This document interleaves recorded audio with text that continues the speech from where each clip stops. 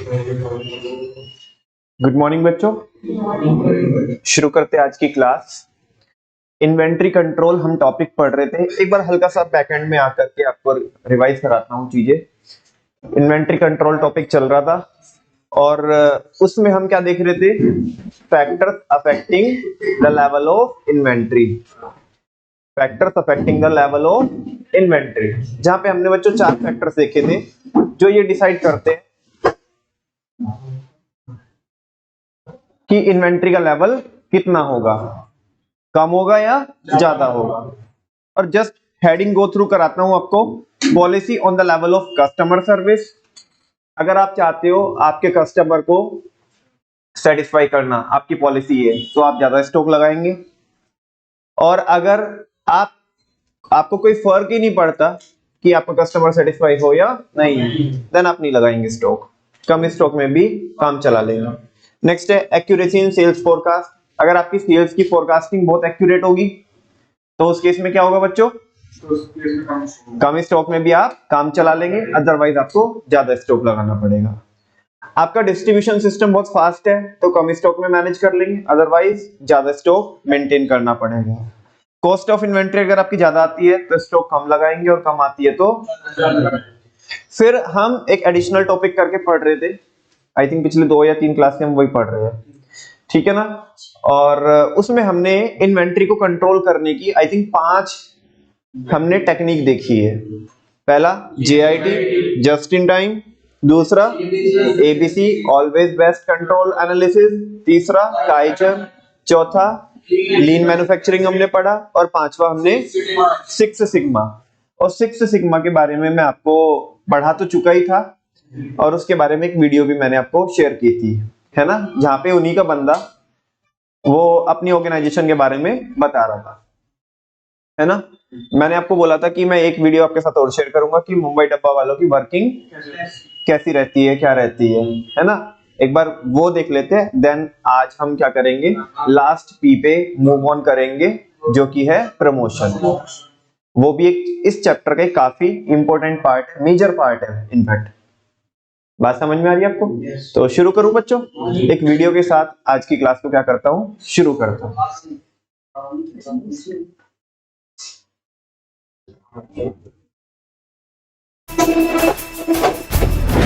नमस्कार, आदाब। आप देख रहे हैं दिल्ली टॉप की चुनावी यात्रा। चुनावी यात्रा इस वक्त मुंबई में है और हम हैं कोशिश कर रहे हैं कि मुंबई की हर एक विशेषता को विजिट ज़रूर करें। तो अब हम जहां पहुंचे हैं वहां हैं मुंबई के डब्बे वाले। हमें पता चला कि ये दादर इलाके में मिल जाएंगे हमें, तो हम अपनी वाओ कैब पर सवार हुए और यहाँ पहुंचे हैं। आप पीछे देख रहे होंगे साइकिल पे बहुत सारे टिफ़िन लगे हुए हैं। ऐसी 2-3 साइकिलें यहाँ हैं। ये दोपहर के बाद का वक्त है तो थोड़ा काम मंदा है, अभी सारे लोग काम पे चले गए हैं। पर हम यहाँ कुछ लोगों से बात करेंगे, जानेंगे कि ये पूरा क्या सिस्टम है, इतना पुराना सिस्टम है। सर क्या नाम है आपका? आपसे बात करेंगे जी। जय सिंह दामोदर पिंगले।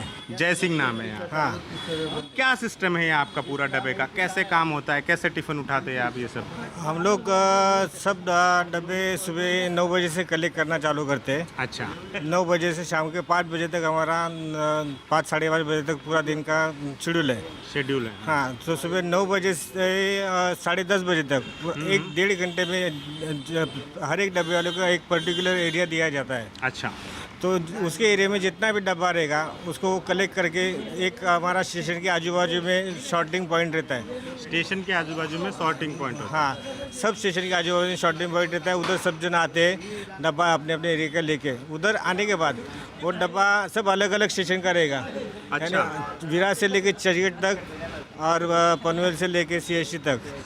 हाँ, ऐसा सब दिशा में लोकल जाती है। सब अलग अलग, जितना भी लोकल जिधर तक जाता है उधर तक हमारा डब्बा जाता है। अच्छा, तो सब अलग अलग डब्बा अलग अलग स्टेशन पे जाता है। तो सुबह डब्बा कलेक्ट करने के बाद जब स्टेशन पे आते हैं तभी वो डब्बा डिस्ट्रीब्यूट करते हैं। सब अलग अलग स्टेशन पे जाने वाला डब्बा सब अलग अलग डिस्ट्रीब्यूशन करते हैं। तो जैसा एक आदमी एक एरिया से आता है तो दूसरा आदमी दूसरे एरिया से आता है, वैसा हर एक स्टेशन में जितना भी ग्रुप रहेगा, जो ग्रुप में जितना भी आदमी रहेगा, वो सब जन स्टेशन पे आने के बाद वो स्टेशन डब्बा सब डिस्ट्रीब्यूशन करते हैं। फिर सबको अलग अलग स्टेशन दिया गया रहता है। किसी को चर्चगेट, किसी को अंधेरी, किसी को पारला, किसी हर एक आदमी को हर एक सेशन दिया जाता है। फिर वो आदमी को जितना भी उसके एरिया में जितना भी डब्बा रहेगा, वो सेशन पे जितना भी डब्बा रहेगा, 10 रहने दो, 20 रहने दो, 50 रहने दो, 100 रहने दो, जितना भी डब्बा रहेगा, वो डब्बा वो उठाएगा और वो स्टेशन पे चला जाएगा। वो स्टेशन पे जाने के बाद भी वहाँ भी उधर दूसरा डिस्ट्रीब्यूशन रहता है, स्टेशन के बाजू में ही रहता है। तो उधर जाने के बाद सब अभी फिलहाल अभी आप समझो दादर में है, तो दादर तो बहुत बड़ा एरिया है, तो सब जगह पे तो एक ही आदमी जा नहीं सकता। तो वो इधर फिर दादर में जितना भी डब्बा आता है वो अलग अलग स्टेशन से आता है। कोई विरार से आता है, कोई चर्चगेट से आता है, कोई ग्रैंड रोड से आता है। उधर से जब जो सब दादर में आते हैं तो उन लोग अपना अपना डब्बा लेके आते हैं। इधर आने के बाद वापस डब्बा डिस्ट्रीब्यूशन होता है, वापस अलग सॉर्टिंग होती है, वापस इधर का हाँ वो उधर अलग सब अलग अलग है। तो फिर जिसको भी जो एरिया दिया जाता है वो वहाँ पे जितना भी डब्बा उसके एरिया में रहेगा उतना डब्बा वो लेके जाता है 1 बजे तक। अच्छा, लास्ट 1 बजे तक हमारा देने का टाइम है। जो जितना भी 1 बजे तक जितना भी डब्बा रहता है वो 1 बजे के पहले हम लोग डब्बा दे देते हैं। अच्छा, 1 बजे तक देने के बाद तो इसकी क्या कोई कलर कोड होता है या नंबर कोड होता है, क्या होता है, कैसे पहचानेगा कोई डिब्बा की कहाँ का कहाँ है? सबको सबके डब्बे के ऊपर कलर और नंबर और कोड सब रहता है। अच्छा। क्योंकि डब्बा आप देखेंगे ये डिब्बा है, हाँ, आप मुझे बताइए इस पे क्या क्या लिखा है, तो इससे कैसे पहचानेंगे ये कहाँ का है? ये डब्बा जो है ये जो नीचे डी लिखा है जी, वो डी मतलब दादर हाँ, जितना भी डब्बा डी नीचे लिखा रहेगा वो दादर स्टेशन का डब्बा रहेगा। जी, अगर इसके जगह पे के रहेगा तो समझो कांदोली का डब्बा है, अच्छा, बी रहेगा तो समझा बोरोली का डब्बा है। वैसा सर हर एक स्टेशन को अलग अलग कोड दिया रहता जी। है। वो जो कोड रहेगा वो स्टेशन का कोड रहेगा। बाद में जो बीच में कोड लिखा है ये 20 लिखा है तो मतलब ग्रैंड रोड का कोड है ये। अच्छा, इधर ग्रैंड रोड यहाँ से दादर में ग्रैंड रोड इलाके का मतलब है हाँ D20। हाँ, दादर से डब्बा कलेक्ट किया और ग्रैंड रोड स्टेशन में डब्बा हो गया। जी। वो डब्बा उधर जाने के बाद उधर वापस शॉर्टिंग होता है। अच्छा। वो डब्बा शॉर्टिंग होने के बाद ये जो 23 नंबर लिखा है उधर आदमी 23 नंबर का डब्बा, यानी उधर कम से कम 100 आदमी लोग है, अच्छा, तो सबको अलग अलग नंबर दिया गया है 1 से लेके 100 तक। अच्छा, हाँ, तो 1 से लेके 100 तक। ये भी ग्रैंड रोड का डब्बा है, इसको देखो 26 लिखा है, 26 नंबर। तो ये अलग एरिया है, ये अलग नंबर के एरिया। आदमी को ये डिब्बा मिलेगा। हाँ, फिर वो उसको कैसे पता किस बिल्डिंग में किसको देना है? ये जो बीच में पी लिखा है ना, हाँ। वो बिल्डिंग का नाम है। पी बिल्डिंग का नाम है। हाँ, बिल्डिंग का स्टार्टिंग बिल्डिंग का कोई भी नाम रहेगा पी से जो अच्छा। स्टार्ट होता जी, है जी, वो बिल्डिंग का पी स्टार्टिंग में किया रहता है। और ये 0 जो लिखा है वो ग्राउंड फ्लोर पे डब्बा, इसके लिए 0 किया है हम लोग ने। अच्छा, ये फर्स्ट फ्लोर होता तो एक होता। ये देखो इस पे फर्स्ट फ्लोर है, इसके लिए 1 किया है। और ये वी नाम ये से वी बिल्डिंग बिल्डिंग का नाम है। अच्छा, हाँ। तो ये दादर में ग्रैंड रोड इलाके में 26 नंबर के आदमी को वी नाम की बिल्डिंग में पहले फ्लोर पे देना है, यही है ना? यही है, गुड, ये तो बहुत अच्छा सिस्टम है, तो इससे तो मिस नहीं होता होगा कभी। मिस नहीं होता है। और इधर हम लोग का पीला कलर है जी, जो दूसरा स्टेशन में जाएगा तो उसका कलर लाल है, किसी दूसरा स्टेशन का ब्लू है, किसी और हरा। कलर का भी है। कलर सबको अलग अलग दिया है, कलर भी अलग अलग दिया है, कोड भी अलग अलग दिया है। अच्छा, तो ये टिफ़िन जो है आप घरों से कलेक्ट करते हैं, क्योंकि लोग सुबह सुबह लोकल से चले जाते हैं, उनको इतना टाइम नहीं होता है टिफ़िन बनने तक घर है, तो आप कलेक्ट करते हैं, वहाँ तक पहुँचाते हैं और फिर शाम को वहाँ से लेके फिर घर तक पहुँचा वापस देते घर पे हैं। जाते क्या चार्ज करते हैं आप एक? मैक्सिमम 1000 पर मंथ सिर्फ डिब्बा लेके पहुंचाने का। और क्या ऐसा भी है कि कुछ लोग होटल से बल्क में खाना जाता हो किसी जगह पे? वहाँ से भी खाना हम लोग कलेक्ट करते हैं। अच्छा, वहाँ से भी कलेक्ट करते हैं। हाँ। तो उसके लिए पे कौन करता है, कस्टमर के वो होटल वाला? होटल वाला भी करता है। अगर कोई कस्टमर, अगर होटल वाला बोलता रहेगा तुम कस्टमर से खुद पे तुम्हारा डिलीवरी चार्ज खुद ले लो, तो हम लोग कस्टमर्स के पास से भी लेते हैं। अच्छा, तो दोनों तरीके से होता दोनों है। तरीके अच्छा, ये जो अभी स्विगी विगी ये सब चीज़ें आई, तो इससे क्या आप लोगों के धंधे पे कुछ असर पड़ा है? आपका तो सिर्फ पहुंचाने का ही काम है, उनका भी पहुंचाने का काम है। उन लोग के आने से हम लोग के इसके ऊपर स्टार्टिंग में शुरू में हम लोग को फर्क गिरा, लेकिन बाद में वापस हम लोग नॉर्मल जगह पे आके उन लोग का लॉस, क्योंकि उन लोग मैक्सिमम 1 या 2 किलोमीटर तक ही खाना लेके जा सकते हैं। अच्छा, हम लोग पूरा टोटल मुंबई में 150 से 200 किलोमीटर एरिया कवर करते हैं। पूरा मुंबई, 150 थाना मुंबई मुंबई दूर, वो भी पूरा 4 घंटे में आपका डब्बा आपके पास पहुंच जाएगा। वो थाना मुंबई का न्यू मुंबई कहाँ कौन से भी कोने में डब्बा रहने दो, 4 घंटे के अंदर आपका डब्बा आपके पास पहुंच जाएगा। तो ये वैसा ये स्विगी जोमेटो वालों उन लोग को हम लोग चैलेंज कर सकते हैं, उन लोग पहुँचा के दिखा रहे। अच्छा, और ये साइकिल और लोकल से ही होता है बस? साइकिल और लोकल, और दूसरा हाथ गाड़ी, ये देखो उधर हाथ गाड़ी दिखता है आपको। अच्छा, वो ये इस हाँ, पर टिफिन लगा के खींचते हुए ले जाना। उसको भी अच्छा, कितने पॉइंट्स है मुंबई में ऐसे जहाँ से डिब्बे हर डिस्ट्रीब्यूशन? एक स्टेशन टोटल, हर एक हर स्टेशन? एक स्टेशन, जितने लोकल जितना स्टेशन जितने है, स्टेशन है वो सब स्टेशन पे डब्बा वाला है। हर स्टेशन पर डिब्बा वाला है। कितने सालों से है ये ट्रेड? ये 1890 से शुरू हुआ है। अच्छा, इस पर तो कोई मंदी का, नोटबंदी का, जीएसटी का असर नहीं पड़ा होगा? क्योंकि नहीं, लोगों को खाना तो खाना ही है, वो तो मंगाएंगे ही। वो तो खाना खाना ही है उनको। हाँ। तो मंदी रहने दो या नोटबंदी रहने दो, हम लोग को कुछ फर्क नहीं गिरा। हमारा पेमेंट की भी बहुत ज़्यादा नहीं है, इसके लिए नोटबंदी का भी सवाल हमारे पास नहीं आया। ऐसा कोई नहीं हुआ कि भाई नोटबंदी चल रही है या मंदा मार्केट में तो आपका पेमेंट रुक गया? नहीं नहीं, हमारा पेमेंट रुक नहीं गया। तभी शुरू शुरू में बोल रहे थे, जब ये नोटबंदी हुआ तभी शुरू शुरू में बोल रहे थे कैश बजे के बाद चेक ले लो, ट्रांसफ़र ले लो, लेकिन हम लोग वो बोलते तो 1-2 महीने की वो प्रॉब्लम तो है। 1-2 महीने में हुआ, बाद वो में पैसा मरा नहीं, लेट हुआ होगा थोड़ा लेट, सा। हाँ थोड़ा सा लेट हुआ, लेकिन हमारा पैसा वापस हमारे पास आ गया। अच्छा, तो आप कितने सालों से ये काम करते हैं? मेरे को 22 साल हो गया। 22 सालों से हो। कैसे आप वही साइकिल, लोकल सब? वही वही अच्छा, तो ये आपका मेन ऑफिस है यहाँ पे? हाँ ऑफिसेस भी है कुछ और? है ना, और अंधेरी में ऑफिस है, ग्रैंड रोड में ऑफिस है, मुलुंड में ऑफिस है, घाटकोपर में ऑफिस है। अच्छा, आपके यहाँ तो प्रिंस चार्ल्स भी आए थे, फोटो हाँ 2004 में हमारे पास 3-4 साल। आप थे वहाँ पे? मैंने, मेरे पिताजी थे। अच्छा, आपके पिताजी थे। बहुत बढ़िया। मुंबई की डिब्बे वाले की दुनिया आपने देखी, दिलचस्प सिस्टम है, अब तक चल रहा है, बहुत पुराना सिस्टम है। हम कोशिश करेंगे मुंबई की ऐसी सभी विशेषताओं को ज़रूर विज़िट करें, भले ही कम समय हो। कोशिश करेंगे आप तक लाते रहेंगे ताकि आपको शहर का हर फ्लेवर मिलता रहे। आप देख रहे हैं दी लल्लन टॉप, कैमरे के पीछे राशिद, मेरा नाम मुबारक। नमस्कार।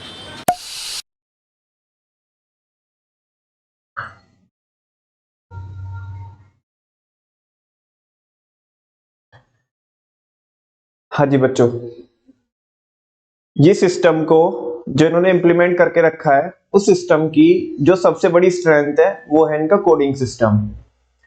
जिस कोडिंग सिस्टम की वजह से इनके जो एरर के चांसेस है, यानी कि रॉन्ग डिलीवरी के जो चांसेस है, वो बहुत क्या हो जाते हैं, कम हो जाते हैं, और इनफैक्ट ना के बराबर। ठीक है ना बच्चों, मैं आपको ये सब चीजें बता क्यों रहा हूं? बिकॉज हम अपने सिलेबस का 3rd P पढ़ रहे हैं। 3rd P बात करता है किसकी? प्लेस की।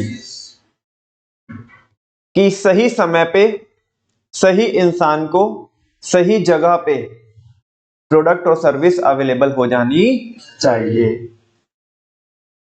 और वो मुंबई डब्बा वाला बोल रहा है कि 4 घंटे में आप हमें कहीं से भी दो, 4 घंटे में आपका डब्बा आपके ऑफिस में होगा।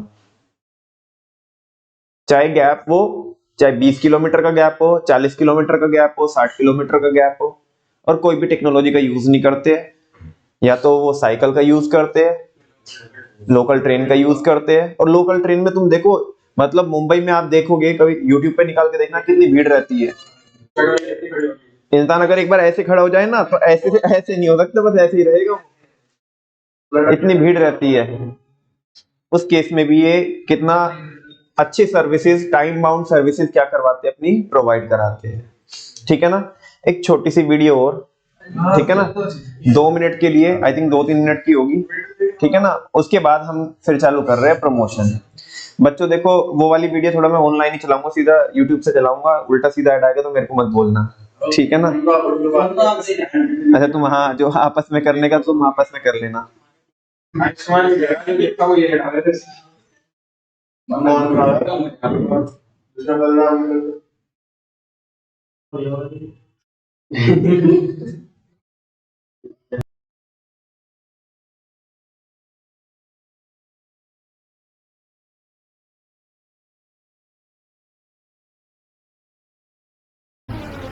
Mumbai has over 18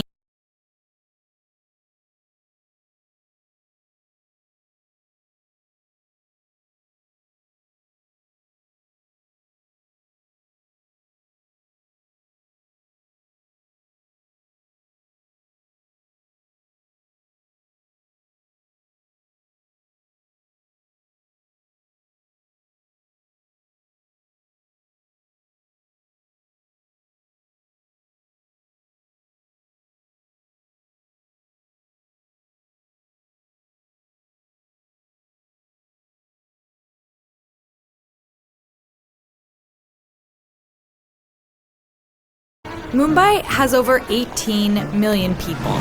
The city, it's unpredictable. But amidst this chaos, there is one thing that is nearly 100% reliable. It's your lunch delivery.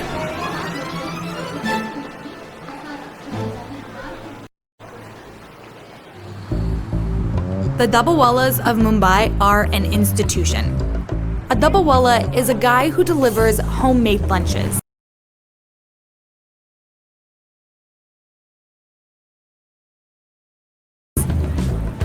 मेरा नाम किरण गवांदे है और मैं डब्बावाला हूँ।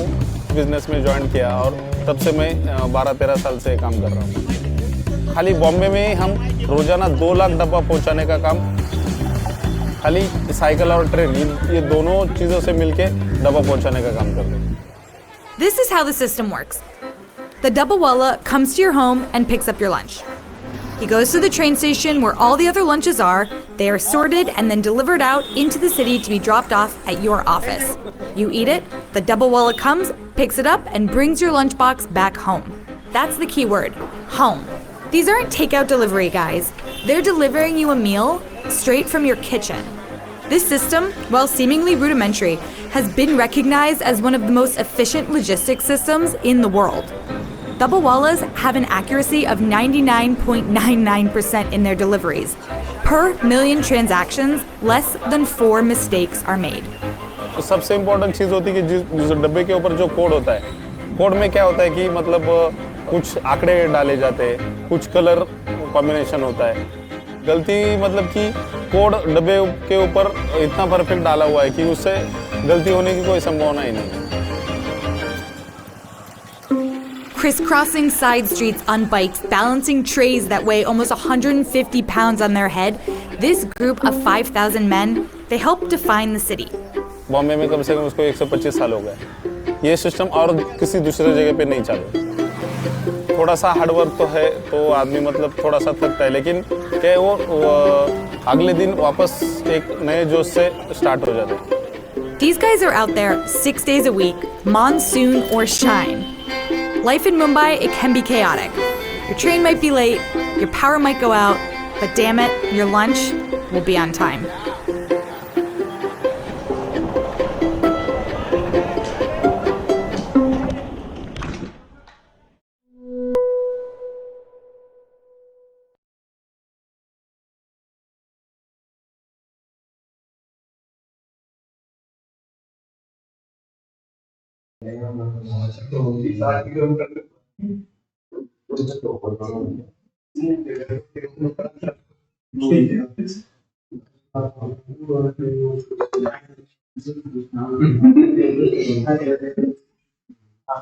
बच्चों, जो वीडियोस मेरे को शेयर करनी थी मुंबई डब्बा वाला के रिगार्डिंग मैंने कर दी है ना।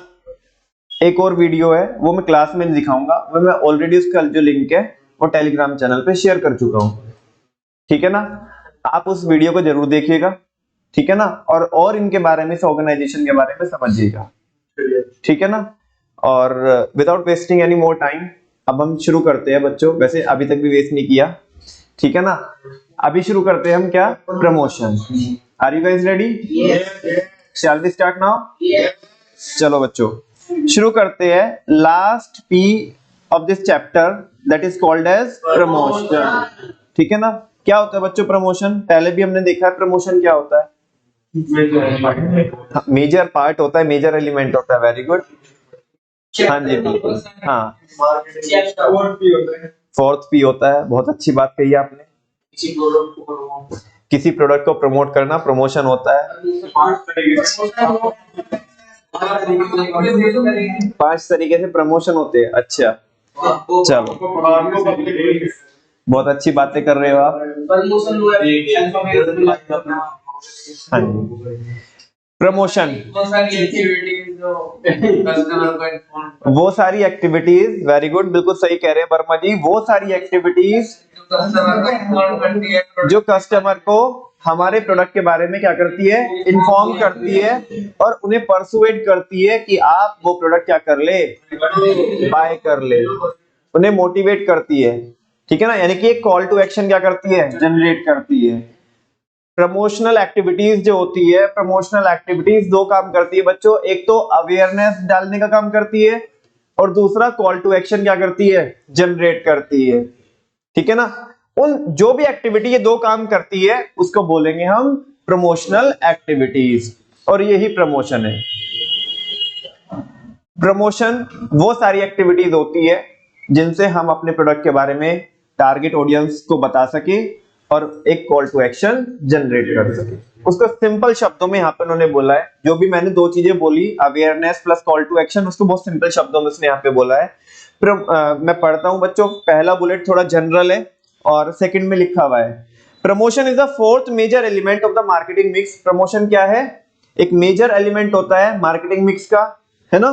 Promotion refers to all such activities, इसमें वो सारी एक्टिविटीज आती है which aim to inform customer, जिनका मकसद होता है कस्टमर को क्या करना, इन्फॉर्म करना about the product of the company, किसके बारे में, कंपनी के प्रोडक्ट के बारे में, एंड मोटिवेट देम, और उन्हें क्या करना, टू बाय दीज प्रोडक्ट, कि आप इन प्रोडक्ट को बाय कर ले।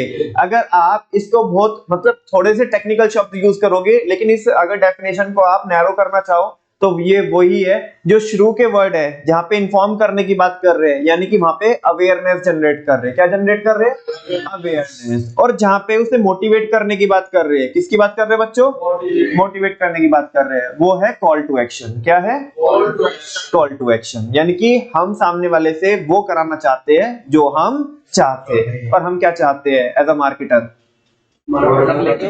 हाँ, because you know very well exchange is the essence of marketing, exchange is the essence of marketing।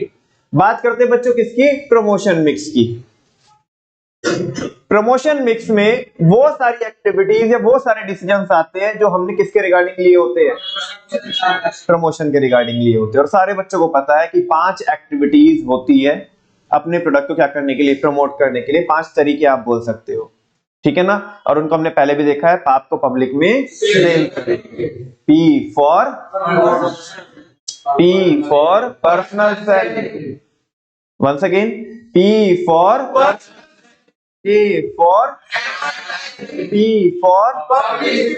Public for sales for, ठीक है ना, पाप को पब्लिक में सेल करेंगे। Promotion mix refers to all decisions, वो सारे decisions which are related to the promotion, जो किसके रिगार्डिंग लेने होते हैं, हमें प्रमोशन के रिगार्डिंग लेने होते हैं फॉर प्रोडक्ट, वो सब किसके अंदर आते हैं, प्रमोशन मिक्स के अंदर। There are 5 important tools of promotion which are as follows. 5 tools बोलो आप, टेक्निक्स बोलो, टाइप बोलो, जिनसे हम क्या कर सकते हैं, अपने प्रोडक्ट को प्रमोट कर सकते हैं। वो है पाप को पब्लिक में सेल करेंगे, जैसे कि आपने अभी बोला, P for personal selling, A for advertising, P for publicity, public for public relation, sales for sales promotion. तो शुरू करते हैं बच्चों 1 by 1। Personal selling. Personal selling promotion की बच्चों एक ऐसी फॉर्म होती है कि जहां पे एक बंदे को हम अपॉइंट करते हैं और वो हमारे प्रोडक्ट के बारे में टारगेट कस्टमर को बता रहा होता है, उसके फीचर्स, उसकी क्वालिटी, उसका यूज केस, वो कैसे आपको बेनिफिट पहुंचाएगा, है ना। और प्रोडक्ट के रिगार्डिंग जितनी भी तमाम इंफॉर्मेशन है वो सारी आपको देता है, ताकि आप एक वाइज चॉइस कर सको। वो आपकी क्या करने में, चॉइस को बेहतर बनाने में पर्सनल सेलर क्या करता है, हेल्प करता है। जब कस्टमर कंफ्यूज होता है, उसे कुछ समझ में नहीं आ रहा होता है कि मैं क्या लूं, क्या मेरे लिए सही है, तो उस केस में जो पर्सनल सेलर होता है वो हेल्प करता है। से यस और नो। और बच्चों ये एक ऐसी फॉर्म है प्रमोशन की जहां पे बेटा डायलॉग क्रिएट होते हैं। क्या क्रिएट होते हैं, डायलॉग क्रिएट होते हैं। आपको एग्जाम में 1 मार्कर क्वेश्चन में पूछ सकता है कि बताओ प्रमोशन की एक ऐसी फॉर्म बताओ जिसमें डायलॉग क्रिएट होते हैं। यहाँ देखो 2 चीजें होती है, एक तो डायलॉग, एक होता है मोनोलॉग। क्या होता है, डायलॉग का मतलब होता है कि फेस टू फेस कॉन्वर्सेशन दोनों एंड से हो रही है। जब आप पर्सनल सेलर से डील करते हो तो पर्सनल सेलर अपनी बात बताता है, लेकिन तुम भी तो अपनी रिक्वायरमेंट बताते हो, सेफ और नो। तो फेस टू फेस कॉन्वर्सेशन हो रही है, डायलॉग क्रिएट हो रही है, इधर से भी बातचीत हो रही है, 2 वे प्रोसेस है। क्या है, 2 वे प्रोसेस है। लेकिन बेटा अगर वो ऐसे पूछता है, एक चीज होती है मोनोलॉग होता है वन साइडेड। क्या होता है, अपनी अपनी बात कह के चलेगी, सामने वाले की सुनी नहीं जाएगी वो उसमें बेसिकली, ठीक है ना। और मोनोलॉग ऐसा भी क्वेश्चन पूछता है कि बताओ प्रमोशन की किसी फॉर्म बताओ जहां पे मोनोलॉग क्रिएट होता है। बेटा वो होता है एडवर्टाइजिंग। क्या होता है? आप मुझे बताओ, वो टीवी में दिन भर चिंटी आती है सुबह से लेकर शाम तक, कभी कुछ कह रही है चिंटी, कभी कुछ कह रही है, केवल अपनी अपनी कहती है, आपकी सुनती नहीं। आप कभी कभी आपका मन भी करता होगा ऐसा, अरे चिंटी एक बार दीदी रुको तो अभी सुनो तो हमारी बात, लेकिन वो रुकने वाली नहीं है। से यस और नो, बिकॉज वो क्या है, वहां पे मोनोलॉग क्रिएट हो रहे हैं, वहां पे डायलॉग क्रिएट। लेकिन अगर आप किसी आउटलेट पे जाते हो, है ना, किसी इलेक्ट्रिकल अप्लायंस के आउटलेट पे जाते हो या किसी स्मार्टफोन के आउटलेट पे जाते हो, तो वहां पे जो चिंटी होती है वो आपकी बात सुनेगी भी, समझेगी भी और आपको रिस्पॉन्ड भी करेगी। सो यस और नो, बिकॉज वहां पे क्या क्रिएट हो रहे हैं, डायलॉग। वो जो चिंटी जिसकी मैं बात कर रहा हूँ सेकंड वाले केस में, वो चिंटी कौन है? पर्सनल सेलर है। कौन है? Personal seller. वंस अगेन बात करते हैं with the help of text कि what is the meaning of personal selling. Personal selling involves the oral presentation. Personal selling में क्या होती है बच्चों? ओरल प्रेजेंटेशन होती है ऑफ अ मैसेज। ऐसे वो चिंटी लिख लिख के नहीं बताती आपको, ओरली सारी चीजें बता रही होती है। ये ओरल प्रेजेंटेशन होती है ऑफ अ मैसेज, एक मैसेज की जो वो देना चाहती है या चाहता है, in the form of a conversation. किसकी फॉर्म में होता है? कॉन्वर्सेशन की फॉर्म में, विद वन और मोर प्रोस्पेक्टिव कस्टमर। ऐसा क्यों बोला वन और मोर? टू साइडेड, वन और मोर प्रोस्पेक्टिव कस्टमर, एक के साथ भी, क्योंकि खरीदी कर रहे हैं हम अकेले भी जाते हैं और ग्रुप में भी जाते हैं। कई बार लेट्स सपोज आप चिंटी से बात कर रहे हो, वो तुम्हें फीचर बता रही है, तुम्हारे पास बोलते हो चल तू पीछे, तुझे नहीं पता कुछ भी, तू तो नालायक कुछ भी परचेज कर लेगा, मैं देखता हूँ, ठीक है ना। हाँ, वो बात अलग है कि तुम आपस में, तुम्हारे में कंपटीशन चल रहा है। हाँ जी, मैं तो पहले ही कह रहा हूँ कि तुम तो कि तुम ऐसे बाप बेटे में कंपटीशन चल रहा है, कह रहे तू पीछे चल, मैं देखता हूँ, मैं समझता हूँ क्या चीज है क्या नहीं है, ठीक है ना। हाँ जी, वन और मोर प्रोस्पेक्टिव कस्टमर, वो ऐसा इसलिए बोला बिकॉज, बोलो ना, बिकॉज हम खरीदी इंसान अकेले भी करने जाता है और फैमिली के साथ ग्रुप में भी जाता है, फ्रेंड्स वगैरह के साथ भी जाता है ना। तो जब चिंटी एक या एक से ज्यादा बात कर रही होती है उसको बोलते हैं पर्सनल सेलिंग, ठीक है ना। क्या बोलते हैं? Personal selling. Once again, personal selling में क्या होता है? ओरल प्रेजेंटेशन होती है मैसेज की, किसकी फॉर्म में? कॉन्वर्सेशन की फॉर्म में। कॉन्वर्सेशन किसके साथ हो रही होती है? एक या एक से प्रोस्पेक्टिव कस्टमर के साथ। प्रोस्पेक्टिव कस्टमर क्यों बोला? बिकॉज वो अभी हमारा बना नहीं है ना, उसे मकसद ही है कि उसे अपना बनाना है। से यस और नो? हाँ बोलो। पर्सनल सेलिंग का मीनिंग यही होता है कि नहीं होता है? हाँ जी, पर्सनल सेलिंग का मीनिंग यही होता है कि नहीं होता है? हाँ जी, बिल्कुल यही होता है। अंडर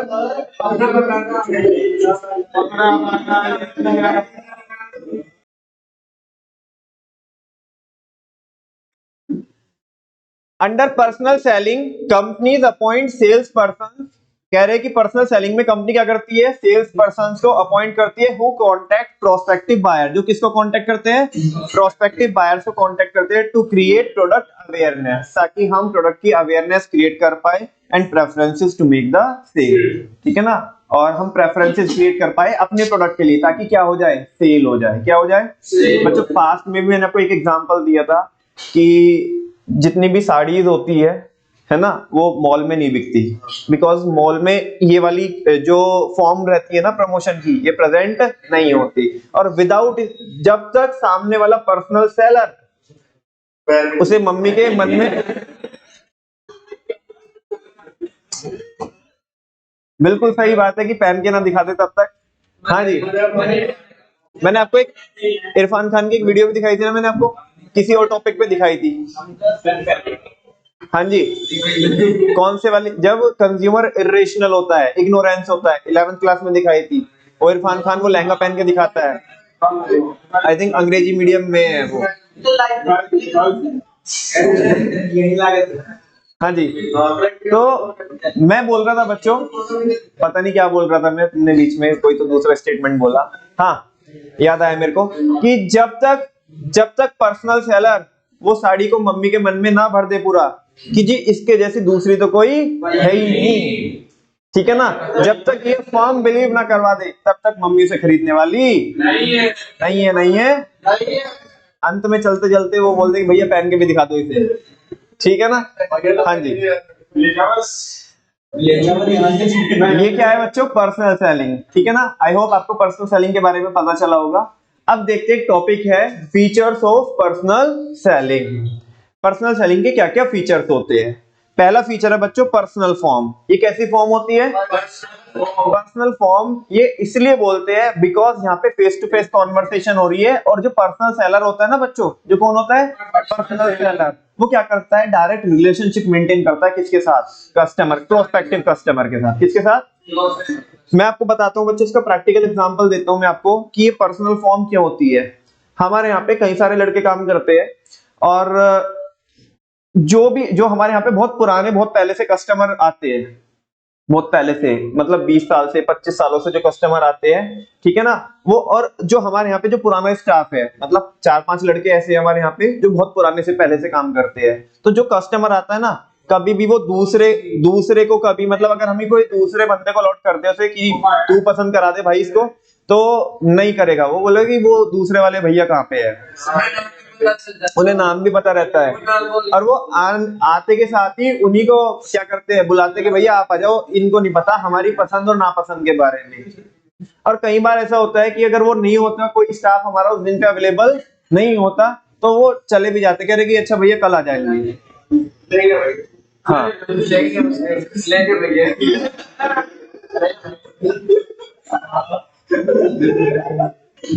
हाँ जी,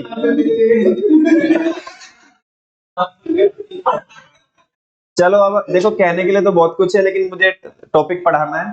हाँ जी, personal selling involves direct face to face communication. Ishan, जो पर्सनल सेलिंग होती है, पर्सनल सेलिंग में क्या होता है? Direct face to face communication. अच्छा, तू जो इन्हें कॉन्सेप्ट बता रहा है, हाँ जी देखो, चलो रहे, ये बच्चे टांग खिंचाई करेंगे फिर। सुनो, अरे अरे इधर देख ले, फिलहाल तेरे लिए चुप रहने में फायदा है, वरना तेरे को बाहर जाके छोड़ेंगे।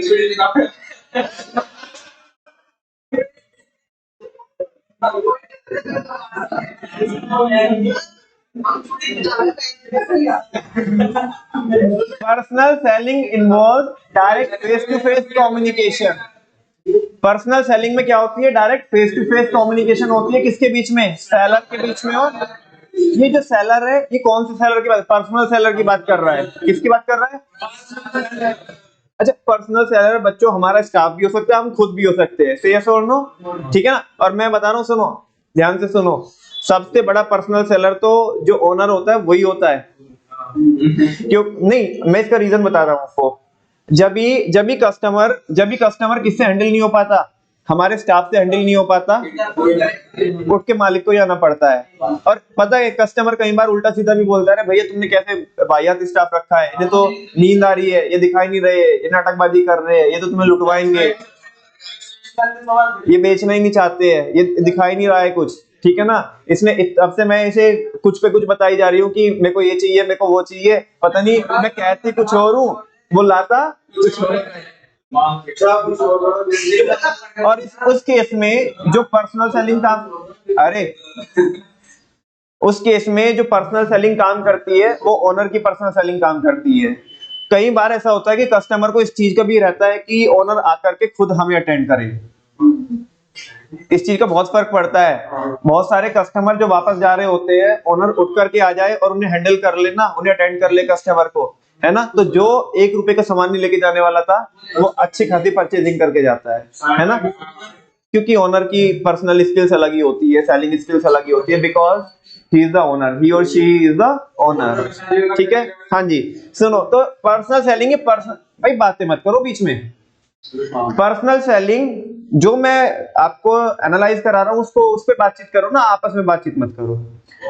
पर्सनल सेलिंग का एक फीचर होता है कि पर्सनल फॉर्म होती है, और अभी जो मेन स्टेटमेंट है वो आया नहीं है। अभी तो जस्ट उसकी फर्स्ट जो इनिशियल जो स्टेटमेंट है वो बोल रहा है कि ये एक डायरेक्ट कम्युनिकेशन होती है, फेस टू फेस कम्युनिकेशन। किसके बीच में? सेलर के बीच में और बायर के बीच में। सेलर कौन सी सेलर की बात कर रहा है? पर्सनल सेलर के बीच में। It leads to interactive discussion. अब ध्यान से सुनना, इससे क्या होता है? इंटरैक्टिव डिस्कशन होता है and personal contact between the two. और क्या बनते हैं? पर्सनल कॉन्टेक्ट बनते हैं किसके बीच में? दो लोगों के बीच में, सेलर के बीच में और प्रोस्पेक्टिव बायर के बीच में। इसी बात पे मैं आपको एग्जांपल दे रहा हूं कि कई बार कस्टमर क्या बोलता है कि भैया आपके यहाँ पे जो पर्टिकुलर वो भैया है, वो स्टाफ है, हम तो उन्हीं से क्या करते हैं, उन्हें पता है हमारी पसंद और नापसंद का, लाइकिंग और डिसलाइकिंग का। उन्हें बहुत, क्योंकि हम दूसरे को बताएंगे वो पता नहीं समझेगा कि नहीं समझे, उन्हें हमारा कंजप्शन पैटर्न पता है, बाइंग पैटर्न पता है, वो समझ जाते हैं हमारी बात की हम क्या क्या रहे हैं। से यस और नो? बिल्कुल। उसे परचेजिंग पावर भी पता होता है कि इस कंज्यूमर का बजट कितना रहता है, इसका ये अक्सर कितना पैसा खर्च करता है, ठीक है ना। तो पर्सनल कांटेक्ट बन जाते हैं। क्या बन जाते हैं? पर्सनल कांटेक्ट बन जाते हैं। It creates dialogue. ये क्या क्रिएट करती है? डायलॉग क्रिएट करती है, that is face to face conversation, है ना। नेक्स्ट है बच्चों, हाँ मोनोलॉग तो ऑनलाइन शॉपिंग वाले केस में भी हो सकता है। हाँ, मोनोलॉग ऑनलाइन, यहाँ पे भी वन साइडेड कम्युनिकेशन होती है, लेकिन जो ऑनलाइन शॉपिंग होती है, ऑनलाइन शॉपिंग में वो सपोर्ट देते हैं। जैसे आप अमेजोन पे जाओगे तो अगर आपको कोई प्रोडक्ट की इंक्वायरी करनी है तो आप उनके चैटबॉट होते हैं, है ना, उनसे आप क्या कर सकते हो, कॉन्वर्सेशन कर सकते हो। फिर वो बाद में जो रिलेशनशिप मैनेजर होता है उसको भी असाइन करते हैं, आपकी कॉल ट्रांसफर करते हैं, तो आप उसको भी क्या कर सकते हो, इंक्वायरी कर सकते हो। मतलब कुल मिलाकर के जहां पे भी वन साइडेड कम्युनिकेशन है, एडवर्टाइजिंग में जैसे होती है, ठीक है ना, वो तो है आपके वहां पे तो क्रिएट होते हैं मोनोलॉग। और जहां पे डबल साइडेड कॉन्वर्सेशन होती है, टू साइडेड, है ना, उसे बोलते हैं डायलॉग, ठीक है। तो ऑनलाइन के केस में अगर हमने इस तरह की फैसिलिटी प्रोवाइड करा के रखी, जहां पे आप हमारे चैटबॉट से, हमारे रिलेशनशिप मैनेजर है या जो सेल्स डिपार्टमेंट के बंदे हैं उनसे कांटेक्ट कर सकते हो और उनसे पूछताछ कर सकते हो, तो उस केस में डायलॉग क्रिएट हो रहे होंगे। और अदरवाइज अगर आप नहीं कर सकते तो क्या है, मोनोलॉग क्रिएट हो रखे, ठीक है ना। चलो नेक्स्ट है बच्चों, पहला तो फीचर है इसका पर्सनल फॉर्म, दूसरा है डेवलपमेंट ऑफ रिलेशनशिप। यहाँ पे क्या हो जाते हैं, रिलेशनशिप डेवलप हो जाते हैं, ठीक है ना। Personal selling helps in developing personal and friendly relationships between the sales person and prospective customer. Personal selling help करती है क्या डेवलप करने में, पर्सनल और फ्रेंडली रिलेशन क्या करने में, डेवलप करने में। किसके बीच में? आप मुझे बताओ, क्या एडवर्टाइजिंग ये काम कर सकती है?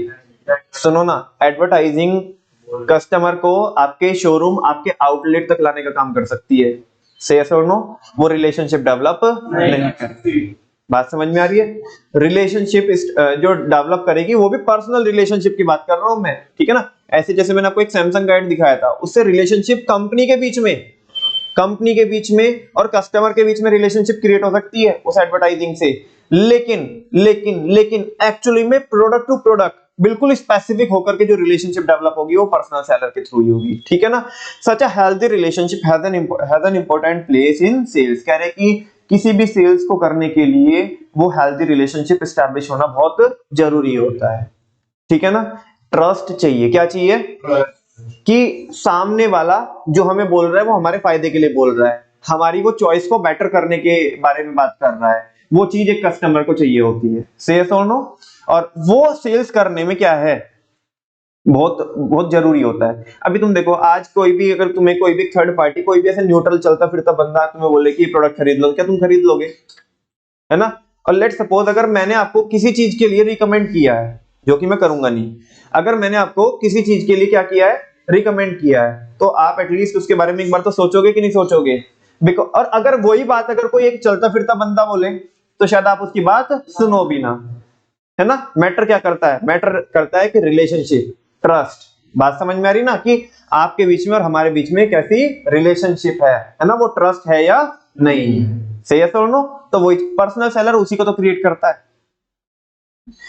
तो एक फीचर तो है कि पर्सनल फॉर्म होती है, क्योंकि फेस टू फेस कॉन्वर्सेशन हो रहा है, डायरेक्ट हो रहा है, कोई तीसरी पार्टी नहीं है, थर्ड पार्टी कोई नहीं है, फेस टू फेस कॉन्वर्सेशन हो रहा है। दूसरा यहाँ पे रिलेशनशिप क्या होते हैं, डेवलप होते हैं। मतलब इसी चीज को, पर्सनल फॉर्म को ही आप आगे बढ़ाओगे तो डेवलपमेंट ऑफ रिलेशनशिप होती है। पहले तो पर्सनल फॉर्म है, फेस टू फेस कॉन्वर्सेशन, और फिर उस फेस टू फेस कॉन्वर्सेशन की हेल्प से रिलेशनशिप क्या किए जाते हैं, डेवलप किए जाते हैं, जिससे अल्टीमेटली क्या होती है, सेल्स होती है। क्या होती है, सेल्स होती है। कई बार जब आप पे कोई कस्टमर हैंडल नहीं हो रहा होता है तो आपके पापा बोलते चल तू एक काम कर, तू वो लेके आ, तू साइड हो थोड़ा, मैं हैंडल कर। बात किसकी है, बिकॉज जो इम्पैक्ट तुम क्रिएट नहीं कर पा रहे हो, शायद वो इम्पैक्ट आपके पापा एकदम क्रिएट कर देंगे, बिकॉज आपके पापा पिछले 30 सालों से 40 सालों से उस बिजनेस में इन्वॉल्व है। से यस और नो? इनफैक्ट कई बार तो कस्टमर आके ये बोलता है बेटा तुम्हारे पापा कहाँ पे है। से यस और नो? वो किसका फर्क है, वो उनकी रिलेशनशिप का ही तो फर्क है, वो ट्रस्ट जो उन्होंने क्या किया है, क्रिएट किया है, जनरेट किया है। से यस और नो? बिल्कुल। नेक्स्ट है बच्चों, ये दो फीचर यहाँ पे हो गए। नेक्स्ट टॉपिक है बस अब हमारा। अगर आपसे पूछे कि पर्सनल सेलिंग के कितने फीचर होते हैं, तो दो फीचर होते हैं। एक तो ये क्या होती है, पर्सनल फॉर्म होती है, और दूसरा यहाँ पे रिलेशनशिप डेवलप किए जाते हैं, डेवलपमेंट ऑफ रिलेशनशिप। अब बात करते हैं बच्चों, जैसे हमने एक टॉपिक देखा था, quality of a good leader. देखा था कि नहीं देखा था? आज भी एक टॉपिक हमारे सामने है, qualities of a good salesman. एक अच्छे सेल्समैन की क्या क्या खास बात होनी चाहिए।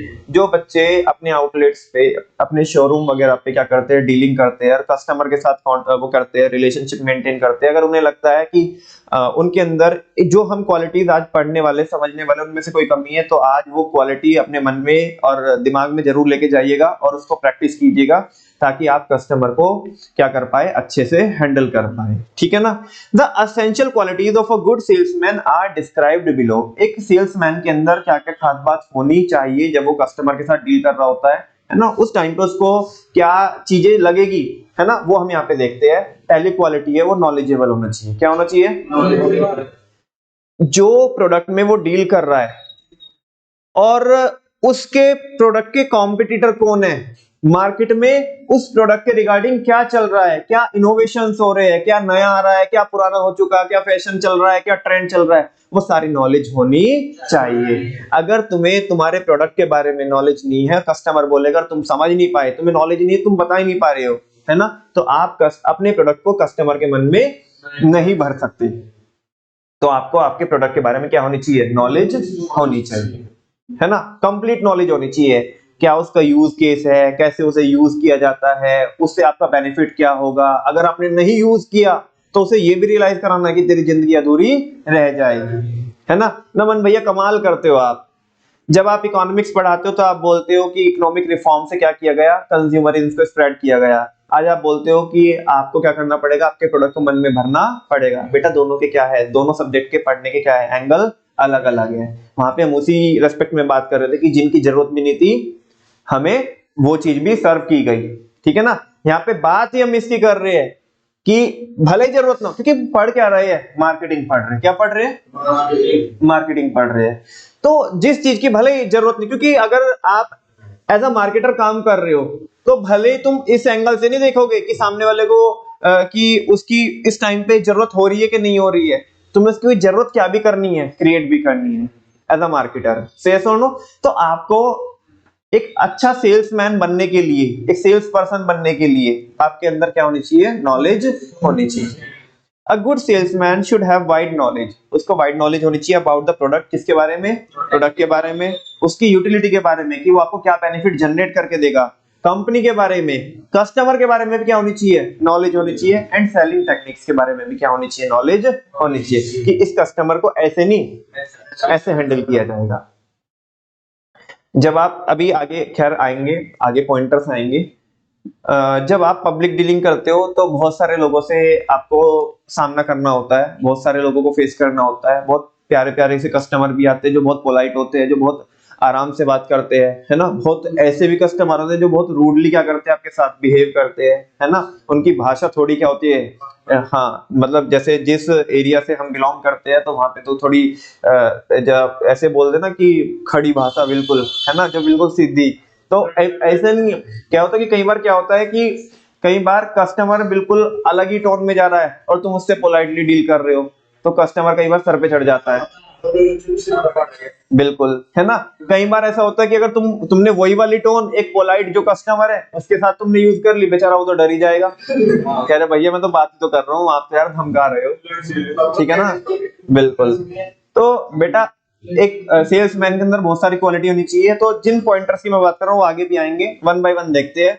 बात करते हैं सेकंड वाले की, मेंटल क्वालिटीज क्या होनी चाहिए। नमन भैया मेंटल क्वालिटीज मतलब पागल होना चाहिए वो, बेटा नहीं।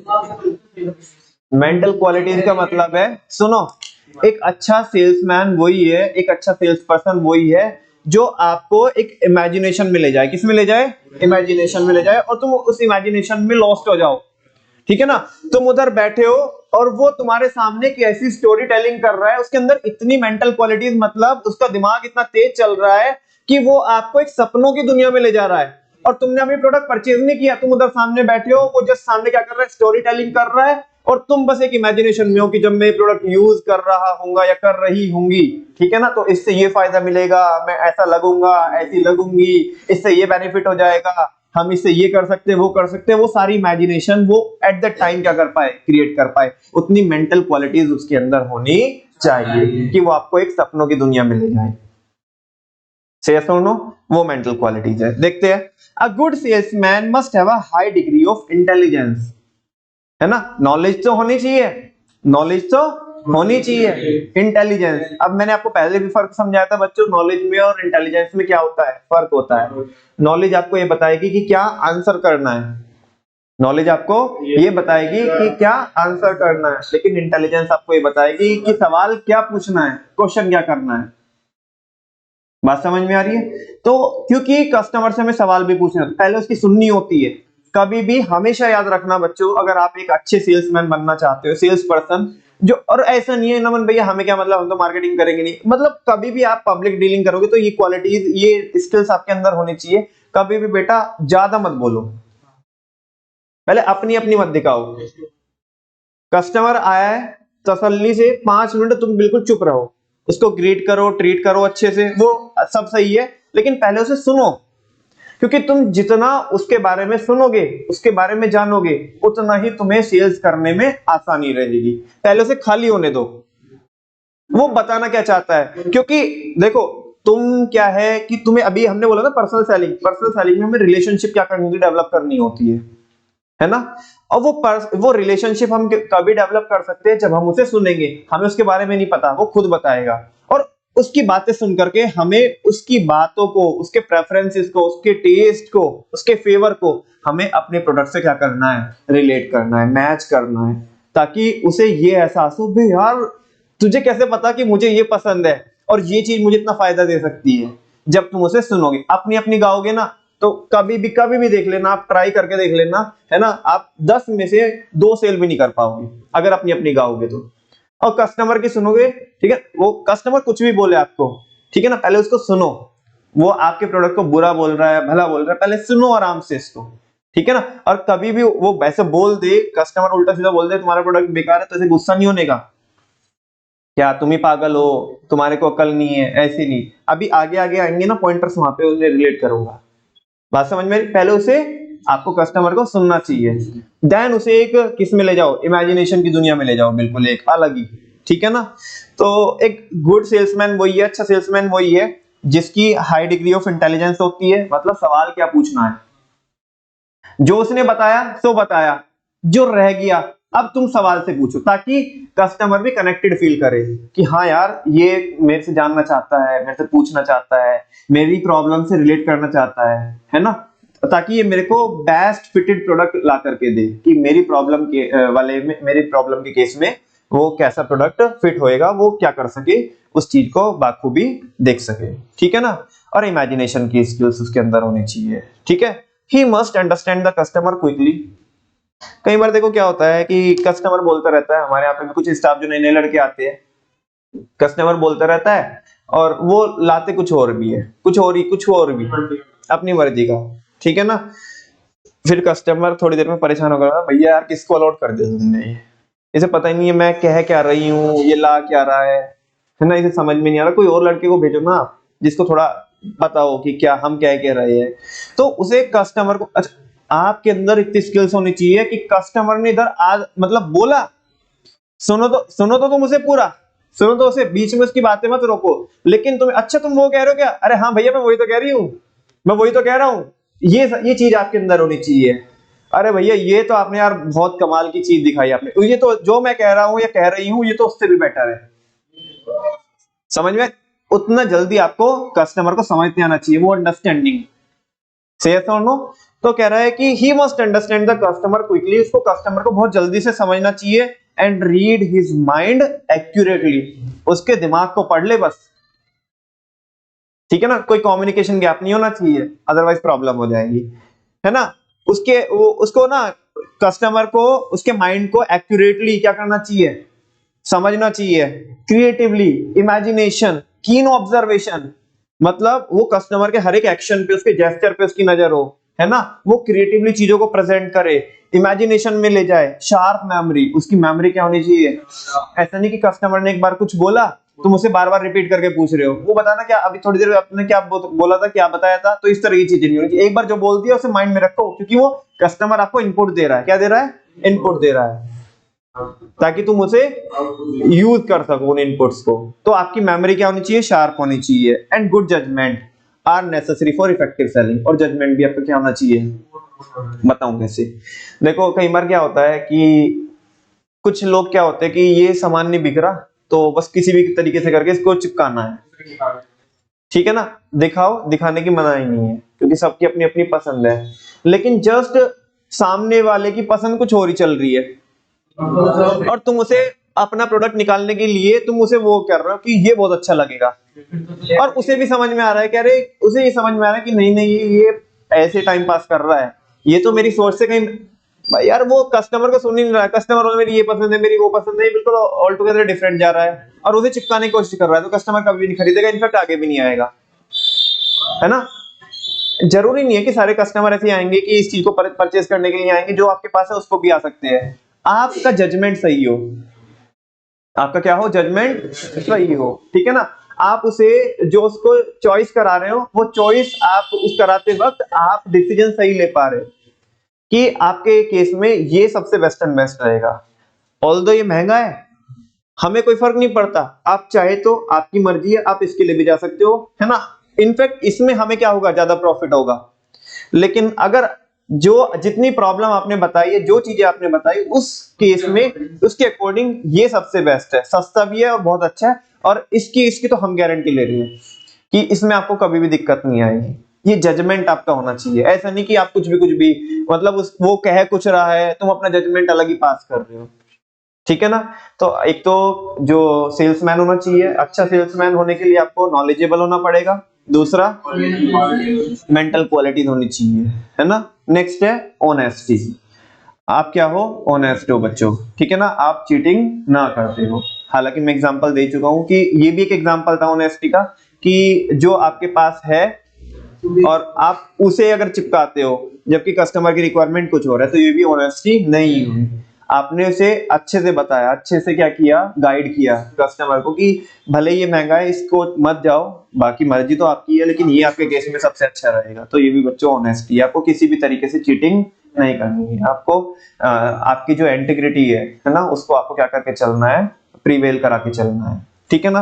अ good salesman must be honest, वो ईमानदार होना चाहिए। He should not try to win customer, उसे कस्टमर को जीतना नहीं चाहिए through false and misleading representation, झूठी और चिकनी चुपड़ी बातें बता करके, मिसलीड करने वाली बातें बता करके उसे कस्टमर को जीतना नहीं चाहिए। शायद उस टाइम तुम सक्सेसफुल हो जाओगे, लेकिन ये लॉन्ग टर्म अप्रोच नहीं है, ये शॉर्ट टर्म है। आज तो तुमने कस्टमर को मिसलीड कर दिया, मिसगाइड कर दिया, लेकिन फ्यूचर में वो आएगा ही नहीं आपके पास। Yes or no? तो ऑनेस्ट होना चाहिए। फर्स्ट वन इज नॉलेजेबल होना चाहिए, and the second one is mental qualities होनी चाहिए, and the third one is honest होना चाहिए। नेक्स्ट है बच्चों गुड कम्युनिकेशन स्किल्स, उसकी कम्युनिकेशन स्किल्स भी क्या होनी चाहिए, हाँ, उसकी जो बॉडी मूवमेंट है, उसकी जो प्रेजेंटेशन है, उसके जो जेस्चर्स है, वो सब मेल खाते हो, वो क्या बोल रहा है ना, कैसे बोलना है, वॉइस का मॉड्यूलेशन ज्यादा करना है कम करना है, पिच ज्यादा रखनी है कम रखनी है, किसके साथ पोलाइटली क्या करना है बोलना है, किसको थोड़ा लाउडली बोलना है, किस चीज पे ज्यादा क्या करना है, हमें ज्यादा जो मतलब जो चीज कस्टमर को पसंद आ रही है उस पे हमें ज्यादा अपनी आवाज से, है ना, एक भारीपन कैसे क्रिएट करना है, से सुनो। और आपकी बॉडी लैंग्वेज बहुत मैटर करती है, ठीक है ना। तो कम्युनिकेशन स्किल्स भी होनी चाहिए। ये तो बिल्कुल उसमें भी था, हमने कहां पे भी देखा था, qualities of a good leader में भी देखा था। Selling is a two way communication process, selling क्या है, टू वे कम्युनिकेशन प्रोसेस है, and the success of a sales person depends on his communication skills. और वो सक्सेसफुल हो पाता है कि नहीं हो पाता, ये डिपेंड करता है उसकी कम्युनिकेशन स्किल्स पे। He should have a controlled voice, उसकी वॉइस कैसी होनी चाहिए, कंट्रोल होनी चाहिए, and good command over the language, जो भी वो लैंग्वेज यूज कर रहा है उसके ऊपर उसकी क्या होनी चाहिए, अच्छी कमांड होनी चाहिए। He should be clear about what he wants to communicate, जो वो सामने वाले को जो मैसेज देना चाहता है उसको वो क्लियर होना चाहिए। मतलब ऐसा ना हो कि बैडली एक्सप्रेस मैसेज हो जाए, उसे खुद भी नहीं पता चल रहा मैंने क्या बोला। Say yes or no? Moreover, an effective salesman is not only a good speaker, वो कह रहा है कि एक जो अच्छा सेल्समैन होता है, सेल्स पर्सन होता है, वो एक अच्छा स्पीकर ही नहीं होता in fact, but also a good listener. वो क्या होता है? गुड लिसनर होता है। ठीक है ना, पहले सामने वाले की बात उसे सुननी चाहिए और फिर अपनी बात कहनी चाहिए। ठीक है ना। देखो क्या होगा, कस्टमर आया और कस्टमर बोल रहा है कि जी लेट्स सपोज हम इलेक्ट्रिकल अप्लायंसेस में डील करते हैं और रेफ्रिजरेटर हम मेनली डील करते हैं रेफ्रिजरेटर में। ठीक है ना। और एक कस्टमर आया और हम उसकी सुन नहीं रहे हैं, तो हम अपनी अपनी गा रहे हैं, तो हमें ना तो कुछ भी हम सेल कर पाएंगे। उसने आते साथ हमने उसे ग्रीट किया, उसे अच्छे से ट्रीट किया और उसे कहने का मौका दिया। वो सारी बातें उसने बताया हमें कि हमें ऐसा रेफ्रिजरेटर चाहिए, डबल डोर का चाहिए, उसमें ये क्वालिटी होनी चाहिए, ये फीचर होने चाहिए, इस कंपनी का हो, बता रहा है ये कलर चाहिए। उसने क्या है अपने इंटीरियर के हिसाब से उसने बताया है हमें येलो कलर का रेफ्रिजरेटर चाहिए। क्या चाहिए? तुम अगर अपनी अपनी गाओगे, ठीक है ना, तो तुम कभी से सेल करके भेज नहीं सकते बिकॉज तुम्हारे पास येलो कलर का क्या ही नहीं है, रेफ्रिजरेटर है ही नहीं है, तुमने देखा भी नहीं होगा कहीं। कस्टमर तो कुछ भी डिमांड लेके आता है ना, से यस और नो। अब तुमने उसे सुना, ठीक है ना। 4 कस्टमर और क्या कर रहे हैं, अपना चॉइस कर रहे हैं इधर जाके तुम्हारे आउटलेट में। और जब तुम उसे वो सारी बातें तुमने उसे सुनी, जो चीज और तुम्हारे पास वो अवेलेबल नहीं है, ना येलो कलर अवेलेबल है, ना कंपनी है ना, तो तुम दूसरी कंपनी के बारे में जब भी तो बेटर बता पाओगे कि उससे भी ज्यादा ये चल रही है, ये कलर शायद बेस्ट फिट नहीं होगा, ये स्पेसिफिक कलर है ना। लेकिन अगर येलो के बजाय अगर हम इस कलर पे क्या करें, स्विच करें, तो ये बहुत सारे कलर को क्या करता है, मैच करता है, बहुत सारे कलर को क्या करता है, कवर करता है वो। यानी कि अपनी बात आप तभी बता पाओगे उससे रिलेट करके जब आप उसको सुनोगे, वरना जो बात आप गाओगे वो उससे रिलेट ही नहीं करेगी तो वो छोड़ के चला जाएगा। ठीक है ना। तो कम्युनिकेशन स्किल्स क्या होनी चाहिए, अच्छी होनी चाहिए, अच्छा स्पीकर तो होना चाहिए, साथ में अच्छा लिसनर भी होना चाहिए। नेक्स्ट है परसिस्टेंट मतलब उसे कॉन्टिन्यूअस एफर्ट लगाने चाहिए। कुछ सेल्स पर्सन ऐसे होते हैं कि कुछ कस्टमर आके परेशान करते हैं, होती है उनकी आदत परेशान करने की, उन्हें बहुत जल्दी से समझ में नहीं आती चीजें, है ना। उन्हें ज्यादा आर्टिकल्स, ज्यादा सैंपल्स देखने की क्या रहती है, आदत रहती है। और कई बार हमारे जो सेल्स पर्सन होते हैं, हाँ, वो उन्होंने मतलब यार ये तो परेशान कर रहा है, ये कुछ पसंद नहीं कर रहा है, हम जो भी बता रहे हैं वो सुन ही नहीं रहा है। तो कह रहा है कि सेल्स पर्सन ऐसा होना चाहिए जो कॉन्टिन्यूअस हो, कॉन्टिन्यूअस इन द सेंस उसे बहुत जल्दी हार नहीं माननी चाहिए। उसे जब तक है जान तब तक क्या करना चाहिए, अपने एफर्ट डालने चाहिए कि हम सेल्स करा के ही भेजेंगे। ठीक है ना।